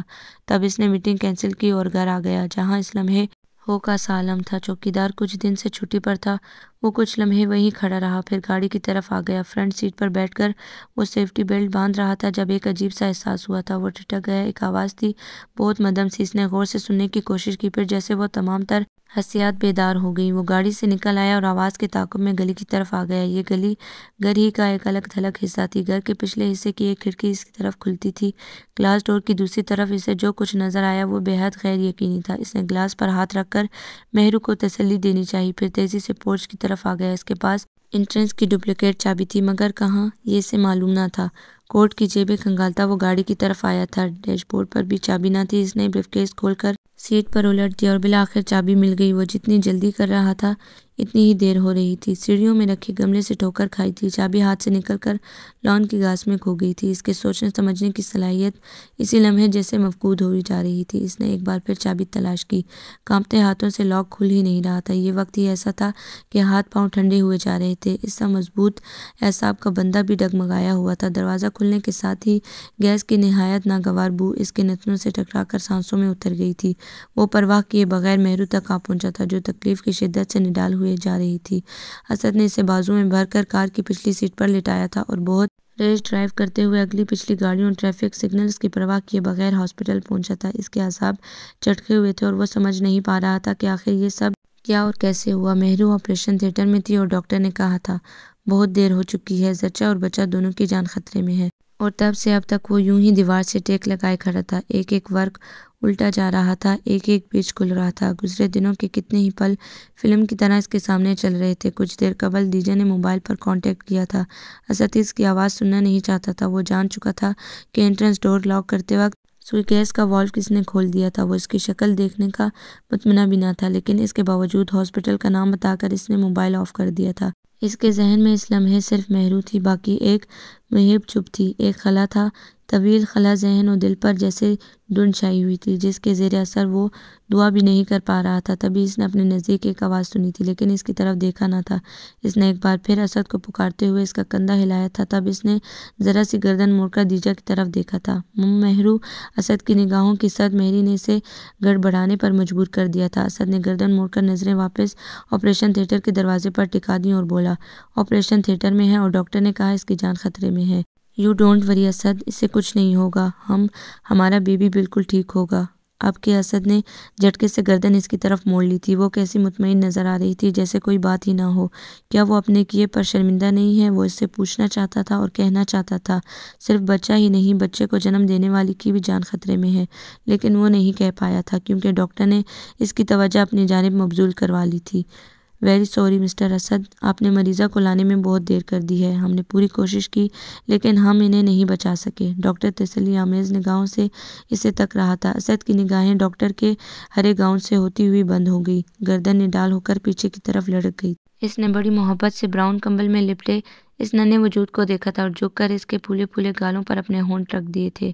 2 دن تک بچی کو آئی سی یو میں رکھا گیا تھا کیونکہ سوئی گیس نے بچی کی سانس کی نالی کو کسی قدر متاثر کیا تھا۔ پیدائش کے 3 دن بعد ڈاکٹر نے اسے گھر لے جانے کی اجازت دے دی تھی اور آج ہی مہرالنساء کا سوئم تھا۔ ڈیڈ باڈی اماں وزیرہ کے گھر پہنچا دی گئی تھی اور وہیں تجہیز و تکفین کا سارا کام ہوا تھا۔ ایک بار پھر وزیرہ کا منہ نوٹوں کی گڈیوں نے بند کر دیا تھا۔ اس دوران وہ ایک بار پھر اس کے گھر بھی گئی تھی اور جلد ہی بچی کا بہانہ بنا کر لوٹ آئی تھی۔ وہ خوش تھی، بے انتہا خوش۔ سانپ مر گیا تھا اور لاٹھی صحیح سلامت تھی، کوئی ذہنی خلش نہ تھی، کوئی خلا نہ تھا۔ وہ یوں مطمئن تھی جیسے اس سب کو یوں ہی ہونا تھا۔ بچی کو کارٹ میں لٹا کر وہ اسٹڈی روم کی طرف آ گئی جہاں اسد ایزی چیئر پر جھول رہا تھا۔ اپنی خوشی کی بدولت اسے اسد کی سرد مہری نظر نہیں آ رہی تھی، اس کی آنکھوں کے بدلے ہوئے رنگ نظر نہیں آ رہے تھے۔ ہاں، اس کی خاموشی کو دیجا نے محسوس کیا تھا۔ کسی کے مرنے پر افسوس تو ہوتا ہے نا، کہہ کر اس نے خود کو مطمئن کر لیا تھا۔ وہ چھوٹے چھوٹے قدم دھرتی اس کی پشت پر آ رکی، پھر اس کی گردن میں بازو ڈال کر تھوڑی اس کے بالوں پر رکھ دی تھی۔ وہ سو گئی؟ اسد نے پوچھا تھا۔ ہاں سو گئی۔ اس کی نظروں کے سامنے ایک بار پھر وہ ننھا وجود آ گیا تھا۔ وہ گھوم کر اسد کے سامنے آئی اور کرسی کی ہتھی پر بیٹھ گئی تھی۔ بازو ابھی بھی اسی کے گردن کے گرد حمائل تھے۔ تم نے دیکھا ہے اسد، وہ کتنی پیاری ہے اور اس کی آنکھیں کتنی خوبصورت ہیں، بالکل تمہاری طرح۔ میں اس کا نام اجالا رکھوں گی یا پھر سویرا۔ مجھے لگتا ہے اس کے آنے سے ہر طرف روشنی پھیل گئی ہے، سویرا ہو گیا ہے، اجالا پھیل گیا ہے۔ نہیں دیجا، میں اس کا نام سویرا رکھوں گا اور نہ اجالا، بلکہ میں اس کا نام مہرو رکھوں گا، صرف اور صرف مہرو نسا۔ اپنی گردن سے اس کے بازو الگ کرتے ہوئے اس نے دو ٹوک لہجے میں کہا تھا اور نظریں اس کے چہرے پر گاڑ دی تھی۔ اس نظروں کا مفہوم دیجا کی سمجھ سے بالا تر تھا، لیکن وہ گڑبڑا گئی۔ ہاں اچھا نام ہے مہرالنساء۔ جاؤ دیجا اور اس بچی کو غور سے دیکھو۔ اس کی آنکھیں مجھ سے نہیں بلکہ مہرالنساء سے ملتی ہیں۔ اس کی ناک اور ہونٹ بھی مجھ جیسے نہیں ہیں، وہ ہو بہو اپنی ماں جیسی ہے۔ اس کا لہجہ بہت بے تاثر سا تھا۔ ہاں شاید میں نے غور نہیں کیا۔ دیجا جی منڈانے کو ہولے سے ہنسی تھی۔ مجھے اندازہ ہے اسد، تم بہت دکھی ہو اس کی موت پر۔ مجھے بھی بے حد افسوس ہے، مگر شاید اس کی موت یوں ہی آنی تھی۔ وہ چپ ہوئی، پھر بولی، وہ اچھی تھی، بے حد اچھی۔ دیکھو نا، جاتے جاتے ہمیں ایک بیٹی دے گئی۔ ہمیں نہیں، مجھے ایک بیٹی دے گئی۔ اس نے دیجا کی بات نہایت سہولت سے قطع کی اور اپنی بات پر زور دیتا ہوا اٹھ کھڑا ہوا۔ میں سمجھی نہیں اسد۔ اسد نے اس کی بات کا جواب نہیں دیا تھا، بلکہ وہ اسٹڈی ٹیبل تک چلا گیا تھا۔ یونو دیجا، ڈلیوری سے چند روز قبل مہرو کی ذہنی حالت کچھ عجیب ہو گئی تھی۔ وہ کہا کرتی تھی کہ تم اسے کھانا نہیں دیتی اور اسے مارتی ہو، اور یہ بھی کہ تم اسے جان سے مار ڈالو گی۔ وہ دراز سے کچھ نکال کر اس کے سامنے آ رکا تھا، لیکن میں نے اس کی بات کا یقین نہیں کیا تھا۔ میں نے سوچا یقیناً یہ مجھے تم سے متنفر کرنے کی کوئی کوشش ہے۔ میں نے سوچا تھا دیجا کہ میری دیجا ایسی ہو ہی نہیں سکتی، وہ تو بہت نرم دل ہے۔ دیجا کا دل بہت زور زور سے دھڑکنے لگا تھا۔ اس نے اس نہج پر بار بار سوچا تھا، ہر سوال کا جواب تیار تھا۔ اسد اس بات پر ہنس رہا تھا، لیکن آنکھوں کے تاثرات بہت عجیب سے تھے۔ وہ کچھ کہہ ہی نہیں پائی۔ اسے خاموش دیکھ کر اسد نے پشت پر بندے ہاتھ کھولے اور دیجا کا ہاتھ پکڑ کر ایک لفافہ تھما دیا۔ یہ کیا ہے؟ خود دیکھ لو، مگر اس سے قبل مجھے ایک سوال کا جواب چاہیے۔ دیجا لفافے سے نظریں ہٹا کر اسے دیکھنے لگی۔ سوئی گیس کا والو کس نے کھولا تھا دیجا؟ تم نے، ہے نا؟ اسد کا لہجہ بے انتہا سخت تھا۔ وہ نہ کہنا چاہتی تھی، مگر زبان تالو سے چمٹ گئی۔ بتاؤ دیجا، والو تم نے کھولا تھا نا؟ وہ حلق کے بل چنگاڑا تھا۔ دیجا پیچھے ہٹ گئی، مگر بازو مضبوط آئینی گرفت میں تھا۔ پتہ نہیں یہ خوف تھا، گھبراہٹ یا احساس جرم، کہ وہ بولتی ہی چلی گئی۔ میں اسے مارنا نہیں چاہتی تھی، آئی سویئر، میں ایسا کچھ کرنا نہیں چاہتی تھی، مگر تم نے اسے مار ڈالا۔ اسد نے اس کی بات ایک بار پھر قطع کر دی۔ تم نے اسے مار ڈالا دیجا، اور تمہیں ایک بار بھی اس بات کا خیال نہیں آیا کہ تم کتنا بڑا گناہ کرنے جا رہی ہو؟ ایک نہیں بلکہ دو جانوں کو تم نے کتنی آسانی سے خطرے میں ڈال دیا۔ تم اس حد تک خود غرض و بے حس ہو سکتی ہو، مجھے اندازہ نہیں تھا دیجا۔ اسد نے ملامتی انداز میں اس کا بازو جھٹک دیا تھا۔ تم مہرو کو مارنا نہیں چاہتی تھی، لیکن تم نے اسے مار ڈالا، اور میں، اس نے توقف کیا اور بولا، اور میں تمہیں اپنی زندگی سے نکالنا نہیں چاہتا تھا، مگر نکال رہا ہوں۔ اس کا لہجہ بہت عام سا تھا، لیکن دیجا کو اندر تک دہلا گیا۔ تمہاری آنکھوں اور دل پر حسد کا اتنا گہرا پردہ پڑ چکا ہے دیجا کہ شاید اس پردے کے پیچھے میں بھی کہیں کھو جاؤں گا۔ اسی لیے میں اپنی بیٹی کو لے کر یہاں سے جا رہا ہوں، کیونکہ میں نہیں چاہتا کہ کچھ عرصے بعد جب اس کے چہرے میں مہرالنساء کا عکس واضح ہو تو تم اس کا بھی وہی حشر کرو جو اس کی ماں کا کیا ہے۔ مائیں وحشی نہیں ہوتی دیجا، شاید اسی لیے خدا نے تمہیں ماں نہیں بنایا۔ مجھے افسوس ہے کہ میں نے ایک ایسی لڑکی کو چاہا جس کے لیے صرف اس کا اپنا آپ اہم ہے، جو کوئی بچہ اس لیے اڈاپٹ کرنا نہیں چاہتی تھی کہ وہ کسی کا گناہ بھی ہو سکتا ہے۔ بچے تو بچے ہی ہوتے ہیں دیجا، عباس گناہ و ثواب سے مبرا۔ اسد نے اس سے اپنے نام کا مان بھی چھین لیا، اور اب وہ خاموش تھا۔ کمرے میں سکوت چھایا ہوا تھا۔ یہ گھر تمہارا ہے، اس گھر کی ایک ایک چیز تمہاری ہے۔ حق مہر کی رقم میں نے تمہارے اکاؤنٹ میں جمع کروا دی ہے۔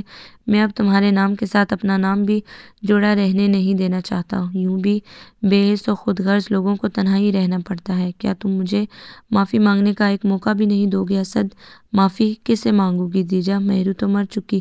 اسد کے لہجے میں دکھ بہت تھا۔ اور مجھ سے معافی مانگنے کی ضرورت نہیں ہے، میں تم سے ہر تعلق توڑ چکا ہوں۔ بلیو می دیجا، میں تم کو کبھی نہیں بھولوں گا، کیونکہ تم وہ واحد عورت ہو جس سے میں نے بے انتہا محبت کی ہے، اور اب بے انتہا نفرت بھی۔ دیجا کے اندر جیسے کچھ ٹوٹ گیا تھا۔ وہ گرنے کے سے انداز میں زمین پر دو زانوں بیٹھ گئی۔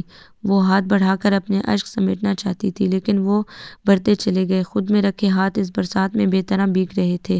اسد نے اسے تعصب سے دیکھا۔ میرا مقصد تمہیں ہرانا نہیں دیجا، لیکن اب میں تمہارے ساتھ کسی صورت نہیں رہ سکتا تھا۔ میں نے بہت کوشش کی تھی کہ تمہارے دل سے مہرو کی نفرت نکل جائے، لیکن تم ایسا نہیں چاہتی تھی۔ تمہارے لیے صرف تمہارا اپنا آپ مقدم رہا۔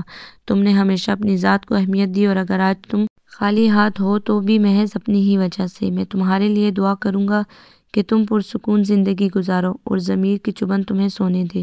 اس کی نظریں ابھی بھی اپنے ہاتھوں پر تھی۔ مضبوط قدموں کی آواز اس کی سماعت سے ٹکرائی تھی، پھر دروازہ کھلنے اور بند ہونے کی آواز آئی تھی اور خاموشی چھا گئی تھی۔ اس نے اپنے خالی ہاتھوں کو زور سے زمین پر پٹخا اور روتی ہی چلی گئی۔ اس کی سسکیاں فضا میں بکھرتی جا رہی تھی۔ کمرے کے کونے میں بیٹھی نقیف و نزار محبت نے اس کو تعصف و ہمدردی سے دیکھا اور آنکھیں موند کر ابدی نیند سو گئی۔ ہوتا ہے، یوں ہی ہوتا ہے۔ اپنے لیے محل تعمیر کرنے والے ہمیشہ اسی میں نہیں رہتے، وہ دوسروں کے لیے گڑھے کھودتے ہیں اور بالآخر اس میں گر جاتے ہیں۔ اور ضروری تو نہیں کہ ہر داستان اپنے اختتام میں راجا رانی کو ہنستی مسکراتی زندگی دے جائے۔ آنسو تو ان کے مقدر بھی ہوتے ہیں، رونا تو راجا رانی کو بھی پڑتا ہے۔ آپ کو یہ ناول کیسا لگا؟ کمنٹس میں اپنی رائے ضرور بتائیں، اور اگر آپ چینل پر نئے ہیں اور چینل کو سبسکرائب نہیں کیا تو کائنڈلی چینل کو ضرور سبسکرائب کر لیں تاکہ نئی آنے والی ویڈیوز آپ کو ملتی رہیں۔ لائک اور شیئر بھی ضرور کریں۔